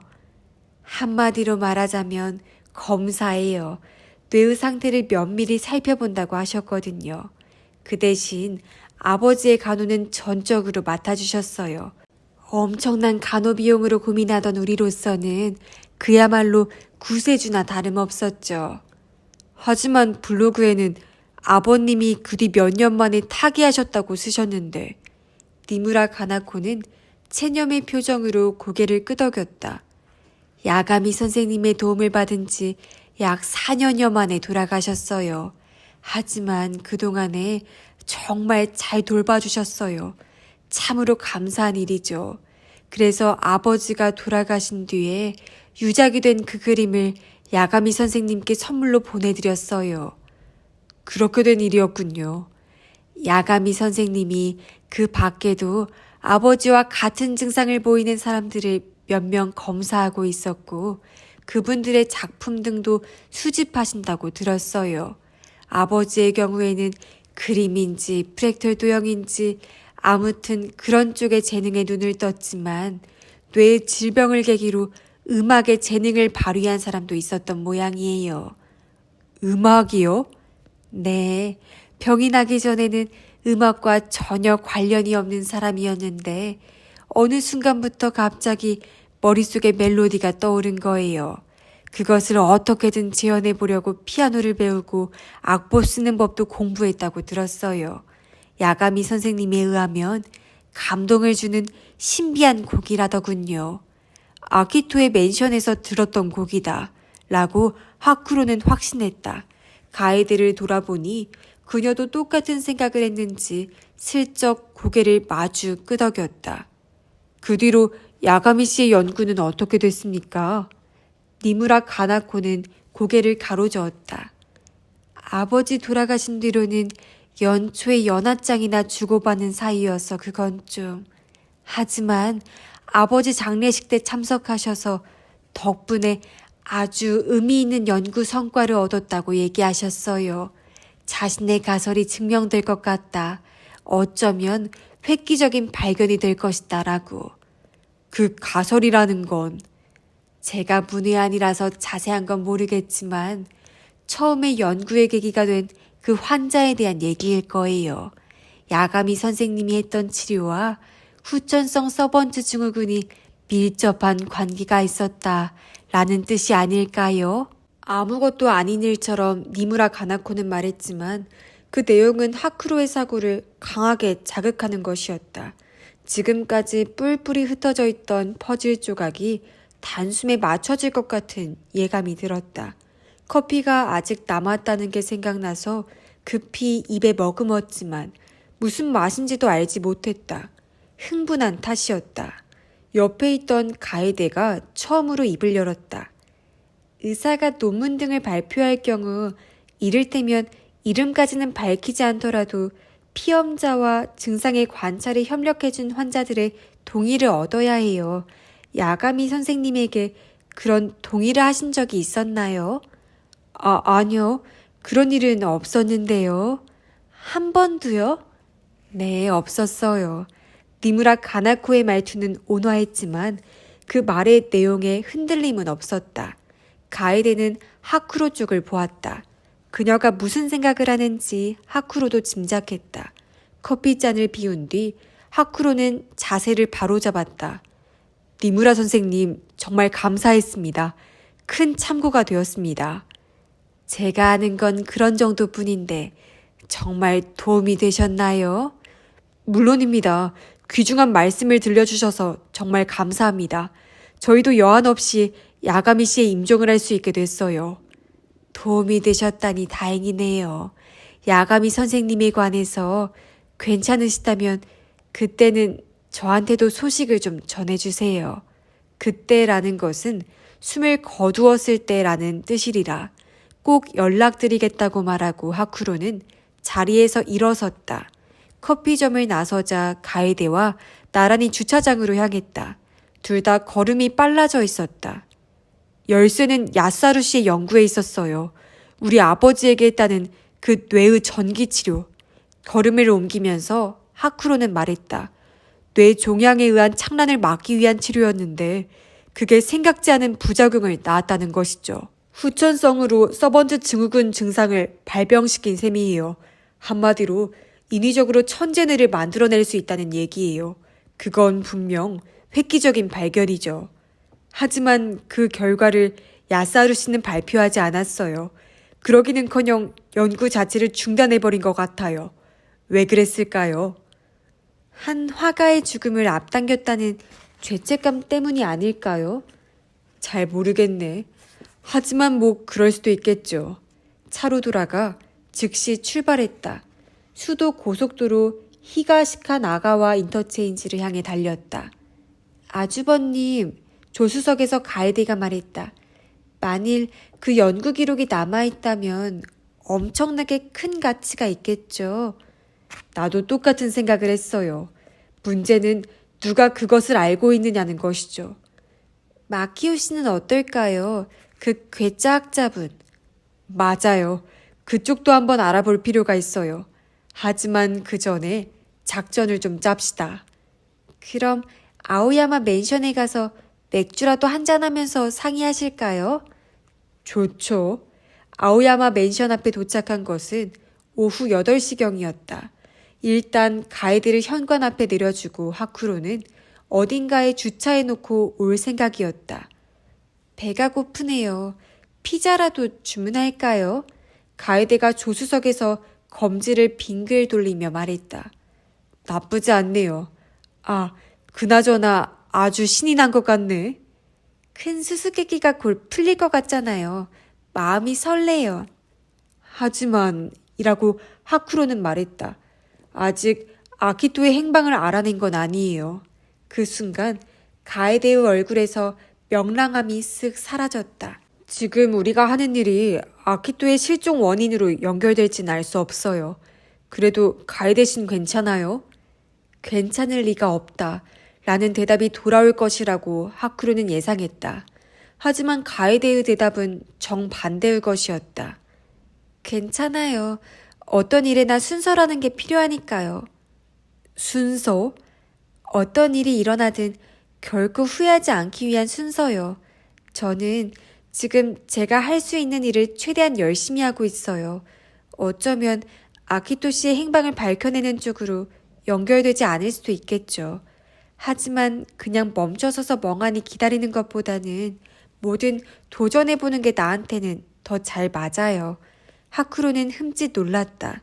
그녀는 아키토가 돌아오지 못하는 상황도 각오한 것이다.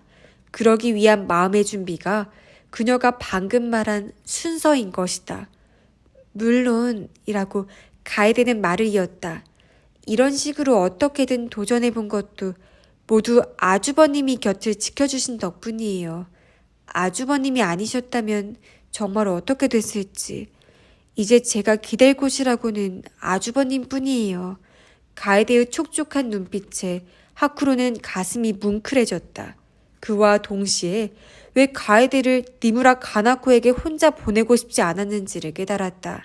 기댈 곳이 되어주고 싶었던 것이다. 가에데가 자신을 필요로 하고 자신에게 계속 주도권이 주어졌으면 했기 때문이었다. 어슴푸레한 차 안에서 서로를 바라보았다. 하쿠로의 마음은 거칠게 흔들렸다. 이대로 팔을 내밀어 끌어안으면 스르르 눈을 감고 입술을 내어주지 않을까 하는 망상이 머릿속을 어지럽혔다. 왼팔을 올리려는 순간 멀리서 경적 소리가 났다.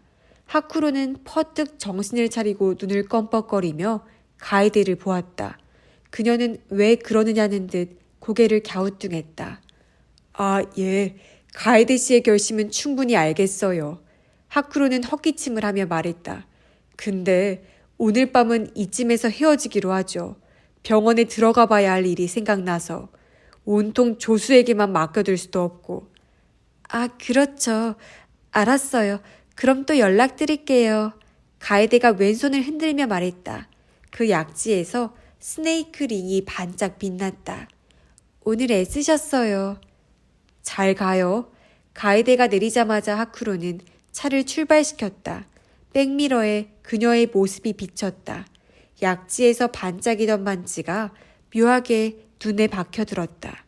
뱀은 생식기가 좌우에 있다. 어느 쪽으로도 교미할 수 있다. 그래서 한 마리의 암컷에 두 마리의 수컷이 교미할 수도 있다.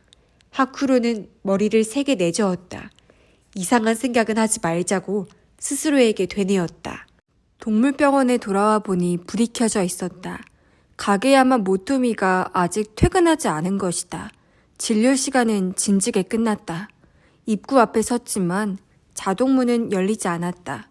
하쿠로는 열쇠를 꺼내 문을 열었다. 진료실로 들어가자 컴퓨터를 마주하고 있던 가게야마 모토미가 돌아보았다. 뜻밖이라는 표정이었다.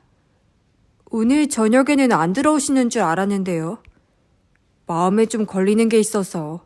별일 없었죠? 평소와 다름없었어요. 루루장에 투약 내용을 기록해두는데 확인해 주실래요? 그러죠. 가게야마 모토미가 자리에서 일어나고 하쿠루가 교대로 컴퓨터 앞에 앉았다. 모니터로 진료 기록부를 확인했다. 별 문제 없이 잘했네요.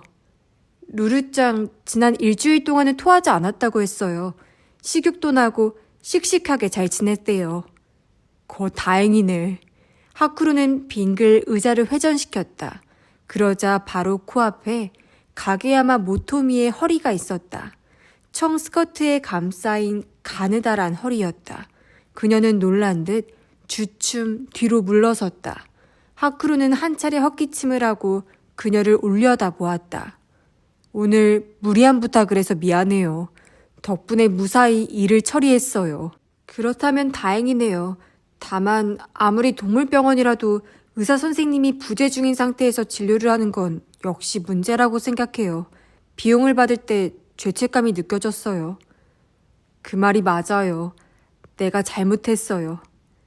아까 어떤 할머니가 푸들이 자전거에 치여 축 늘어졌다면서 찾아오셨어요. 상당히 다급한 모습이었는데 우리 사정을 얘기하고 돌려보냈어요. 다른 병원을 안내해드렸지만 낙담한 할머니의 뒷모습이 머릿속에서 떠나질 않네요. 그 푸들이 어떻게 되었는지 아직도 걱정이 되어요. 그런 분을 도와드리려고 또 그런 분들에게 힘이 되어드리려고 이 일을 선택했는데 아무것도 해줄 수 없어서 안타까웠어요. 가게야마 모토미가 고개를 숙인 채 담담하게 말했다. 억양 없는 말투가 오히려 그녀 안에 자리한 감정의 기복을 절절히 깨닫게 해주었다. 이제 두 번 다시 이런 일 없도록 할게요. 약속합니다. 그렇게 대답할 수밖에 없었다. 네, 그렇게 해주세요 꼭. 가게야마 모토미가 말했다. 그럼 저는 이만. 곁에 있던 가방을 어깨에 걸쳤다. 수고했어요. 고마워요. 실례하겠습니다. 머리를 숙이고 가게야마 모토미는 진료실을 나갔다. 하쿠루는 한숨을 내쉬고 의자를 빙 돌렸다. 컴퓨터 화면을 들여다봤지만 아무것도 머릿속에 들어오지 않았다. 조수 가게야마의 말이 귓속에 남아있었다. 그때 스마트폰에 메일이 들어왔다. 여러분이 가이드에게서 온 것이었다. 내용을 보고 흠칫했다. 유마에게서 시간이 괜찮으면 잠깐 만나자는 연락이 왔다. 뭔가 정보를 얻어낼 수 있을 것 같아서 지금 나가보겠다라는 것이었다. 하쿠루는 급히 전화를 걸었다.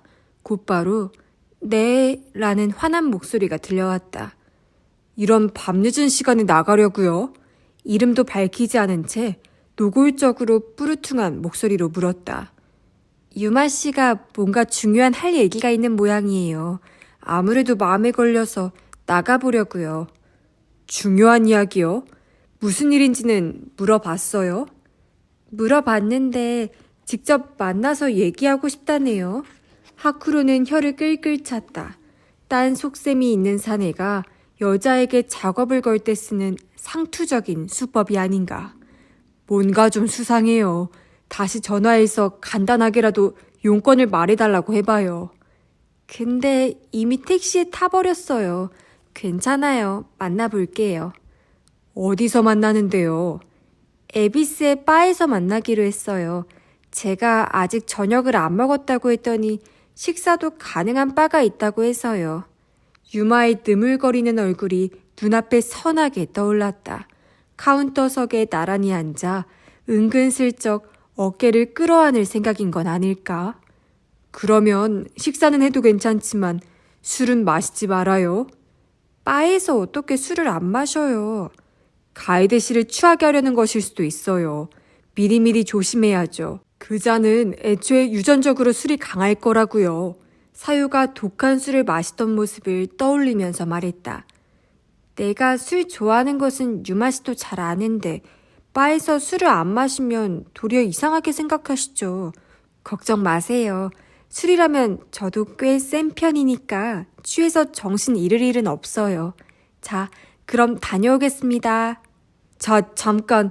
그렇다면 진 비터만은 마시지 말아요. 진 비터라니 그게 뭐죠? 씁쓸한 진인가? 와, 맛있겠다. 이런 바보. 그건 절대 마시지 말라니까.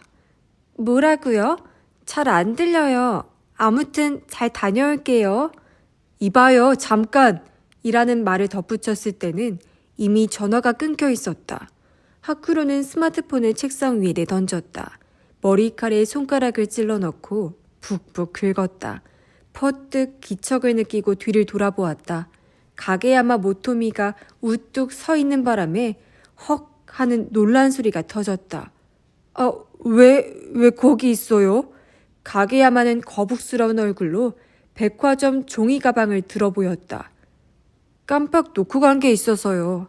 하쿠로는 한 차례 헛기침을 했다. 근데 언제부터 거기에? 방금 들어온 참이에요. 그래요? 그럼 실례하겠습니다. 조심해서 가요. 가게야마는 고개를 꾸벅 숙이고 진료실을 나갔다. 하쿠로는 귀를 기울여 자동문이 열렸다가 닫히는 소리를 확인한 뒤에 다시 스마트폰을 집어들었다. 자정 전에는 집에 들어가요. 그자를 절대로 집안에 들여서는 안 됩니다. 그리고 돌아오는 대로 연락 바랍니다. 라는 메일을 가이드에게로 보냈다. 그 길로 한참을 기다렸지만 답장은 오지 않았다. 이미 유마를 만났는지도 모른다. 조금 전 전화에서 술이 이러니저러니 하기보다 귀가 후에 반드시 전화나 메일을 보내라고 말했어야 했는데 라고 격하게 후회했다. 그리고 몇 시간 뒤 그 후회는 점점 더 커져갔다. 침대에 누운 채 하쿠로는 스마트폰을 노려보았다. 한 번만 더 해보자 라고 자신에게 되뇌며 발신 버튼을 눌렀다. 기도하는 마음으로 스마트폰을 귀에 댔다. 하지만 그 전에 수없이 걸었을 때와 똑같았다. 들려오는 것이라고는 부재중 안내로 연결합니다. 라는 정감이라고는 한 톨도 없는 목소리뿐이었다. 선생님, 하고 부르는 소리에 퍼뜩 정신을 차렸다. X선 사진이 코앞에 있었다. 거북이를 촬영한 것이다. 그걸 쳐다보다가 깜빡 졸아버린 모양이다. 옆을 돌아보았다. 가게야마 모토미가 미간을 찌푸린 채 그를 들여다보고 있었다. 괜찮으세요?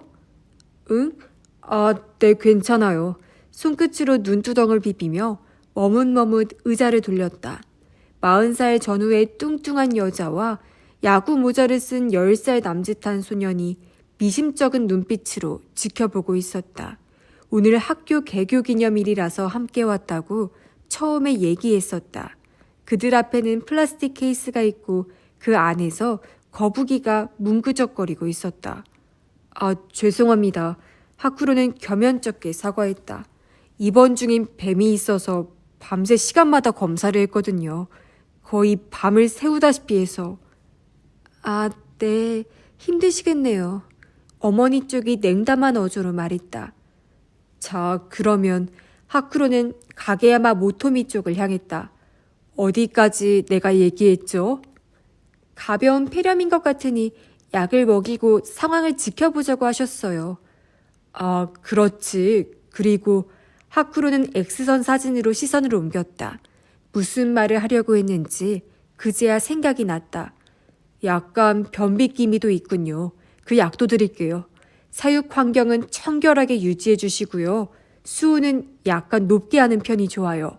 28도 정도로요. 다시 어머니와 아들을 보며 뒤를 이었다. 그럼 잘 돌봐주세요. 고맙습니다. 라면서 어머니가 자리에서 일어섰다. 아들 쪽은 수의사를 향해 품게 된 의심을 털어내지 못했는지 뚱한 표정으로 플라스틱 케이스를 들고 말없이 어머니 뒤를 따라 진료실에 나갔다. 시계를 보니 오후 1시를 지난 참이었다. 오전 진료는 여기까지다. 가게야마 모토미가 접수처로 가는 것을 확인하고 흰 가운 주머니에 넣어둔 스마트폰을 꺼냈다. 물론 가이드에게 전화하기 위해서였다. 하지만 여전히 연결되지 않았다. 아침부터 벌써 몇 번을 걸었는지 모른다. 새벽에 눈을 뜨자마자 메일도 보냈었다. 야가미 마키오를 찾아가는 문제로 상의할 게 있다. 급히 연락해달라. 라는 내용이었다. 하지만 그것도 아직까지 답장이 없었다. 컴퓨터를 마주하고 거북이의 진료 기록부를 만들기 시작했지만 전혀 집중이 되지 않았다. 공연히 다리만 덜덜 떨어대고 있었다. 가이드는 대체 어디서 뭘 하고 있는가? 왜 연락하지 않는가? 왜 전화는 연결되지 않는가? 무엇보다 유마와는 어떻게 된 것인가? 역시 교묘히 술을 권해서 정신을 잃을 만큼 취하게 한 게 아닐까? 술에 취한 그녀를 유마는 어떻게 했을까? 자기 집까지 데려간 것은 아닐까? 아니면 러브호텔을 이용했을까? 나쁜 상상은 점점 커져만 갔다. 드르륵 미닫이 문이 열리는 소리가 났다. 화들짝 놀라 돌아보았다. 접수처에서 가게야마 모토미가 나오는 참이었다. 선생님, 점심 어떻게 하실 거예요? 밖에서 드실 거면 저도 같이 가려고요. 오늘은 도시락이 아니고? 그녀는 평소에는 도시락을 챙겨와 하쿠로가 외식을 하는 동안에 접수처에서 먹었다. 하지만 드물게 둘이서 나가는 일도 있었다. 도시락 준비할 시간이 없었어요. 늦잠을 자서. 별일이군요. 가게야마 모토미는 시간에 정확하다. 지각이라고는 단 한 번도 한 적이 없었다. 어떻게 할까요? 전에 얘기했던 메밀국수집에라도 갈까요? 글쎄요. 잠시 생각하다가 하쿠로는 고개를 내저었다. 아니, 관두죠. 어쩐지 식욕이 없어서. 나는 됐으니까 다녀와요. 점심을 거르면 건강에 안 좋아요. 안 좋기야 하겠지만 시선을 떨군 채 슬쩍 고개를 저었다. 선생님, 그렇게 걱정이 되세요? 흠칫해서 얼굴을 들었다. 가게야마 모토미와 시선이 마주쳤다. 연락이 안 되는 모양이던데요. 그녀는 책상 위에 스마트폰을 가리켰다. 하쿠로가 수차례에 걸쳐 전화한 것을 알고 있었던 모양이다. 말없이 고개를 끄덕이자 가게야마 모토미가 말했다. 선생님, 제가 처음에 말씀드렸잖아요. 조심하시는 게 좋다고. 그 여자가 처음 이곳에 나타났을 때요. 분명 그랬다. 의미심장한 눈빛으로 가게야마 모토미는 그렇게 말했었다. 왜 그런 말을 하는지 알지 못했었다. 지금도 역시 그녀가 무슨 말을 하려는지 알 수 없었다. 가게야마 모토미는 딱하다는 눈빛으로 천천히 말했다. 선생님은 누군가를 금세 좋아하는 타입이세요. 네? 얼마 전까지는 무턱대고 저를 좋아하셨죠. 하쿠로는 말문이 턱 막혔다. 눈치를 챘었느냐는 말이 저도 모르게 튀어나오지 않은 게 그나마 다행이었다.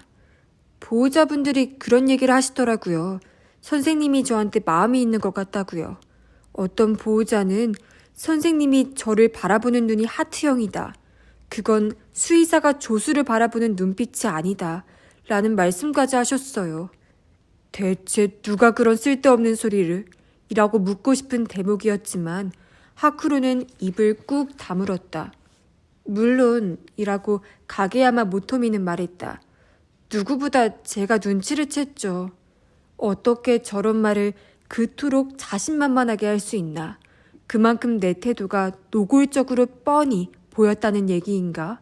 보호자 여러 명에게 그런 걸 들켰다니. 하쿠로는 고개를 떨궜다. 창피해서 얼굴을 들 수가 없었다. 그 여자를 처음 봤을 때 선생님이 이번에도 틀림없이 이 사람을 좋아하겠구나 하고 직감했어요. 그래서 조심하는 게 좋다고 주의를 드린 거예요. 왜냐면 다른 사람도 아니고 동생분의 아내시잖아요. 선생님만 괴로워질 뿐이에요. 하지만 이미 때늦은 얘기인 것 같네요. 처음 본 그 시점에 벌써 그 여자를 좋아해버리셔서. 아니 그건 아니다라고 말하려다가 다시 입을 다물어 버렸다. 듣고 보니 정말 그럴지도 모른다는 생각이 들었기 때문이다. 게다가 그 부분만 뚝 떼어 부정해봤자 별 의미도 없었다. 요즘에 선생님 정말 이상해요. 진료 중에 깜빡 졸다니. 말도 안 되는 일이잖아요. 물론 이래저래 사정이 있다는 건 이해해요. 자세한 얘기는 하실 수 없다면 뭐 그것도 좋아요. 하지만 어찌됐든 원래의 성실한 수의사의 모습으로 돌아오셔야죠. 최소한 이 병원에 계시는 동안만이라도요. 가게야마 모토미의 말은 나이프처럼 하쿠로의 가슴을 쿡 찔렀다. 반론 따위 한마디도 생각나지 않았다. 스스로가 한심한 마음만 가득해져서 금세라도 짓눌려 버릴 것 같았다. 하고 싶은 말은 그것뿐이에요. 건방지게 굴어서 죄송합니다. 저 식사하고 올게요. 면바지에 운동화를 신은 그녀의 발이 우향우를 하더니 문을 향해 걸음을 옮겼다. 하쿠루는 고개를 들었다. 가게야마 씨라고 그녀의 등에 대고 말했다. 가게야마 모토미가 발을 멈추고 돌아보았다. 콧날이 오뚝한 그 얼굴에서 눈을 피하지 않고 하쿠루는 말했다. 제 동생이 행방불명이에요. 아키토가 외출한다고 나간 뒤로 여태까지 돌아오지 않는다는 것.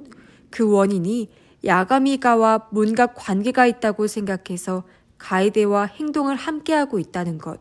하쿠로는 그런 이야기들을 가게야마에게 털어놓았다. 다만 고이즈미 외갓집이 아직도 그대로 있었다는 것이나 후천성 서번트 증후군에 관한 것은 밝히지 않았다. 그런 것까지 말하기로 들면 이야기가 너무 길어지고 애초에 어떻게 설명해야 할지도 알 수 없었다. 그런 일이 있으셨군요. 가게야마 모토미는 진료대 건너 의자에 앉은 채 팔짱을 꼈다. 그래서 뭔가 단서는 찾아내셨어요? 하쿠로는 고개를 저었다. 아직 이렇다 할 수확이 없어요. 상속과 관련해서 번거로운 얘기들이 나오기 시작했지만 그게 내 동생의 실종과 정말 관계가 있는지도 모르겠고요. 게다가 가에데 씨는 수상쩍은 친척 남자를 만난다면서 나간 뒤로 연락이 끊겼군요. 그렇죠. 그렇다면 당연히 걱정이 되실 만도 하네요. 가게야마 모토미는 시들한 얼굴로 하쿠로를 보았다. 그럼 그 남자에게 직접 연락해 보시는 건 어때요? 난 연락처를 몰라요. 그런 것쯤이야 금방 알아보실 수 있잖아요. 맞는 말이었다. 남이에게 물어봐도 되고 사요에게 문의해도 될 것이다. 유마에게 직접 연락하지 않은 것은 하고 싶지 않았기 때문이다. 단지 그가 싫어서만은 아니었다. 불길한 상상이 맞아 떨어졌을 경우 그걸 그자의 입으로는 듣고 싶지 않았던 것이다. 아예 경찰에 얘기해보는 건 어떨까요? 가게야마 모토미의 제안에 하쿠로는 눈이 큼직해졌다. 경찰에요? 동생에 이어 그 아내의 행방까지 오리무중이잖아요. 그렇다면 이번에는 경찰도 본격적으로 나서줄 텐데 그 의견은 지당하다는 마음이 들었다. 하지만 그렇게까지 큰일일까? 라는 생각이 들었다. 부디 큰일은 아니기를 믿고 싶었다. 하지만 그럴 만한 일도 아니죠. 가게야마 모토미가 말했다. 가에데 씨는 별일 없을 거예요. 얼굴을 든 하쿠로를 보며 그녀는 말을 이었다. 그 여자 여간 내기가 아니에요. 아주 똑똑하기도 하고 남자의 작업에 쉽사리 넘어갈 바보가 아니죠. 분명 아무 일 없이 쓱 나타날걸요. 뭐 그렇다면 다행이지만 부르퉁하게 대답하는 하쿠로의 얼굴을 지켜보며 가게야마 모토미는 어이없다는 듯 쓴 웃음을 지었다. 그 여자가 어지간히도 좋으신 모양이네요. 응? 아무튼 어떤 사정인지 잘 알겠어요. 그런 일이라면 진료 시간 외에는 실컷 전화를 하든 메일을 보내든 좋을 대로 하세요. 저는 더 이상 신경 쓰지 않을 테니까. 단 진료 시간 동안에는 일에 집중해 주세요. 멍해져 있으면 제가 큰 소리로 혼낼 거예요. 아셨죠? 그렇게 말하고 가게야마 모토미는 자리에서 일어섰다. 가차없이 혼내줘요. 편의점에 가서 샌드위치라도 사와야겠어요. 선생님도 좀 드셔야죠. 뭘로 하실래요? 그러면 가게야마 씨와 똑같은 걸로. 알았어요. 가게야마 모토미는 문을 열었다. 하지만 나가기 전에 돌아보았다. 선생님, 혹시 동생분이 이대로 돌아오지 않았으면 좋겠다고 생각하시는 건 아니죠? 설마 그런 생각을. 그녀는 실눈이 되어 웃으면서 고개를 저었다. 생각은 하시는데 그런 기대를 해서는 안 된다고 자신을 타이르고 계신 건 아닌가요? 딱 맞췄다고 할 수밖에 없었지만 그렇다고 인정할 수도 없어서 하쿠로는 입을 꾹 다물었다. 만일 그렇다고 해도 너무 자신을 나무라지는 마세요. 어쩌면 그게 당연한 일이니까요. 가게야마 모토미는 그녀답지 않게 다정한 미소를 지으며 말했다. 그럼 휑하니 다녀올게요. 응, 다녀와요. 그런 얼빠진 대답밖에 하쿠로는 하지 못했다.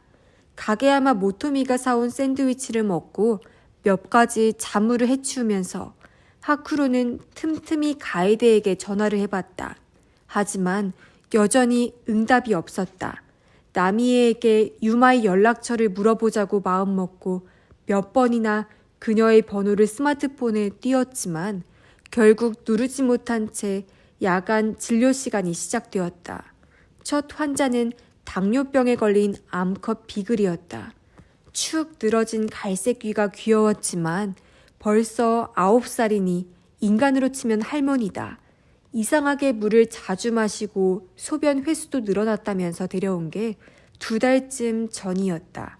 혈당치를 재보니 명백히 평균치보다 높았다. 산책은 아침과 저녁 2번, 대략 1시간쯤 하고 있네. 보호자 남자가 말했다. 정년 퇴직을 하면서 새끼를 데려다 기르기 시작했다니까. 그는 이제 70대일 것이다. 주사 놓는 건 이제 좀 익숙해지셨습니까? 하쿠로의 질문에 남자는 잠시 망설이다가 고개를 끄덕였다. 뭐 그럭저럭. 우리 집사람은 아직도 무서워해. 집에서 직접 인슐린을 투여하고 운동과 식사를 제한하는 게 치료 방침이다. 주사는 앞으로도 꾸준히 놓아주세요. 당뇨 처방 사료는 이제 중단하셔도 됩니다. 그 말을 들으니 한결 마음이 놓이네. 알아보니 그 처방 사료라는 게 여간 비싼 게 아니야. 남자는 안도한 기색으로 비글의 머리를 쓰다듬었다. 그 뒤로 개, 고양이, 개의 순서로 진료를 했다. 모두 예약 환자들이었다. 간단한 체크를 하는 것뿐이라서 그리 긴 시간은 걸리지 않았다. 오후 7시를 지났을 무렵에는 대기실이 드디어 텅 비었다. 예약이 들어온 환자의 진료는 모두 끝난 참이었다. 돌연 접수처 미닫이 문이 드르륵 열렸다. 가게야마 모토미가 심각한 표정으로 스마트폰을 움켜쥔 채 다가왔다. 선생님, 전화해요. 그 여자 같아요. 하쿠로는 벌떡 일어나 스마트폰을 받았다. 착신 표시를 보니 틀림없는 가이드였다. 전화를 받자마자 예, 나예요. 라고 하쿠로는 큰 소리를 냈다. 여보세요? 아주버님? 아니 여태까지 어디서 뭘 하고 있었어요? 죄송해요. 충전한다는 걸 깜빡 잊어버렸지 뭐예요. 게다가 이래저래 할 일이 있어서. 뭡니까 그 할 일이란 게. 그야 뭐 이것저것. 긴장감이라고는 전혀 없는 말투에 하쿠로는 하반신 내서 힘이 쭉 빠져 주저앉고 싶었다. 하지만 안도한 것도 사실이었다. 가게야마 모토미와 시선이 마주쳤다. 그녀는 입술 끝에 묘한 웃음이 번지고 있었다. 거봐요. 역시 별일 없었죠? 라는 말을 하고 싶은 것이리라. 지금 어딥니까? 집이에요. 아 참, 마키오 씨에게 찾아가는 일로 상의할 게 있다고 하셨죠. 오늘 저녁 지금이라도 괜찮으실까요? 지금? 네, 저녁이라도 먹으면서 얘기하면 좋겠는데요. 하쿠로는 다시 한번 시각을 확인했다. 진료 시간은 아직 1시간 가까이 남았다. 가게야마 모토미 쪽을 흘끔 쳐다보자 그녀는 얼굴을 쓱 돌려버렸다. 아직 근무 중입니다. 8시까지는 자리를 비울 수가 없네요. 8시? 그럼 그 시간쯤에 제가 병원으로 가도 될까요? 알았어요. 기다리죠. 전화를 끊고 한숨을 내쉬고는 스마트폰을 다시 접수처 책상에 갖다 놓았다. 당장 달려가시죠, 왜? 가게야마 모토미가 물었다. 진료 시간에 가긴 어딜 가요? 퉁명스럽게 대꾸하고 나서야 겸연쩍은 웃음을 지었다. 기왕 기다리는 거 응급 환자라도 왔으면 했지만 이런 때일수록 급하게 뛰어드는 보호자가 없다. 결국 8시까지 아무도 오지 않은 채 야간 진료가 끝이 나버렸다. 그냥 갈 걸 그랬다고 후회하셨죠? 퇴근 준비를 마친 가게야마 모토미가 말했다. 오늘은 타이트한 미니스커트 차림이었다. 그렇게 봐서 그런지 요즘 들어 유난히 스커트를 자주 입는 것 같다. 참, 그런 생각 안 했는데. 아무튼 오늘도 수고했어요. 실례하겠습니다. 라면서 그녀는 병원을 나섰다. 하쿠로는 흰 가운을 벗고 구두로 갈아 신고서 재킷을 걸쳤다. 진료실을 나올 때 차인벨이 울렸다. 문 밖에 가이데가 와 있었다. 스위치를 눌러 문을 열어주었다. 안녕하세요. 가이데가 인사를 건네왔다. 안녕할 리가 있어요. 내가 얼마나 걱정했는지. 하쿠로가 미처 말을 맺지 못한 것은 가이데 뒤에 서 있는 인물이 눈에 들어왔기 때문이다. 에이, 뭘 그렇게 화를 내시나? 깎아낸 듯 예리한 뺨을 일그러뜨리며 야가미 유마가 빙글빙글 웃고 있었다.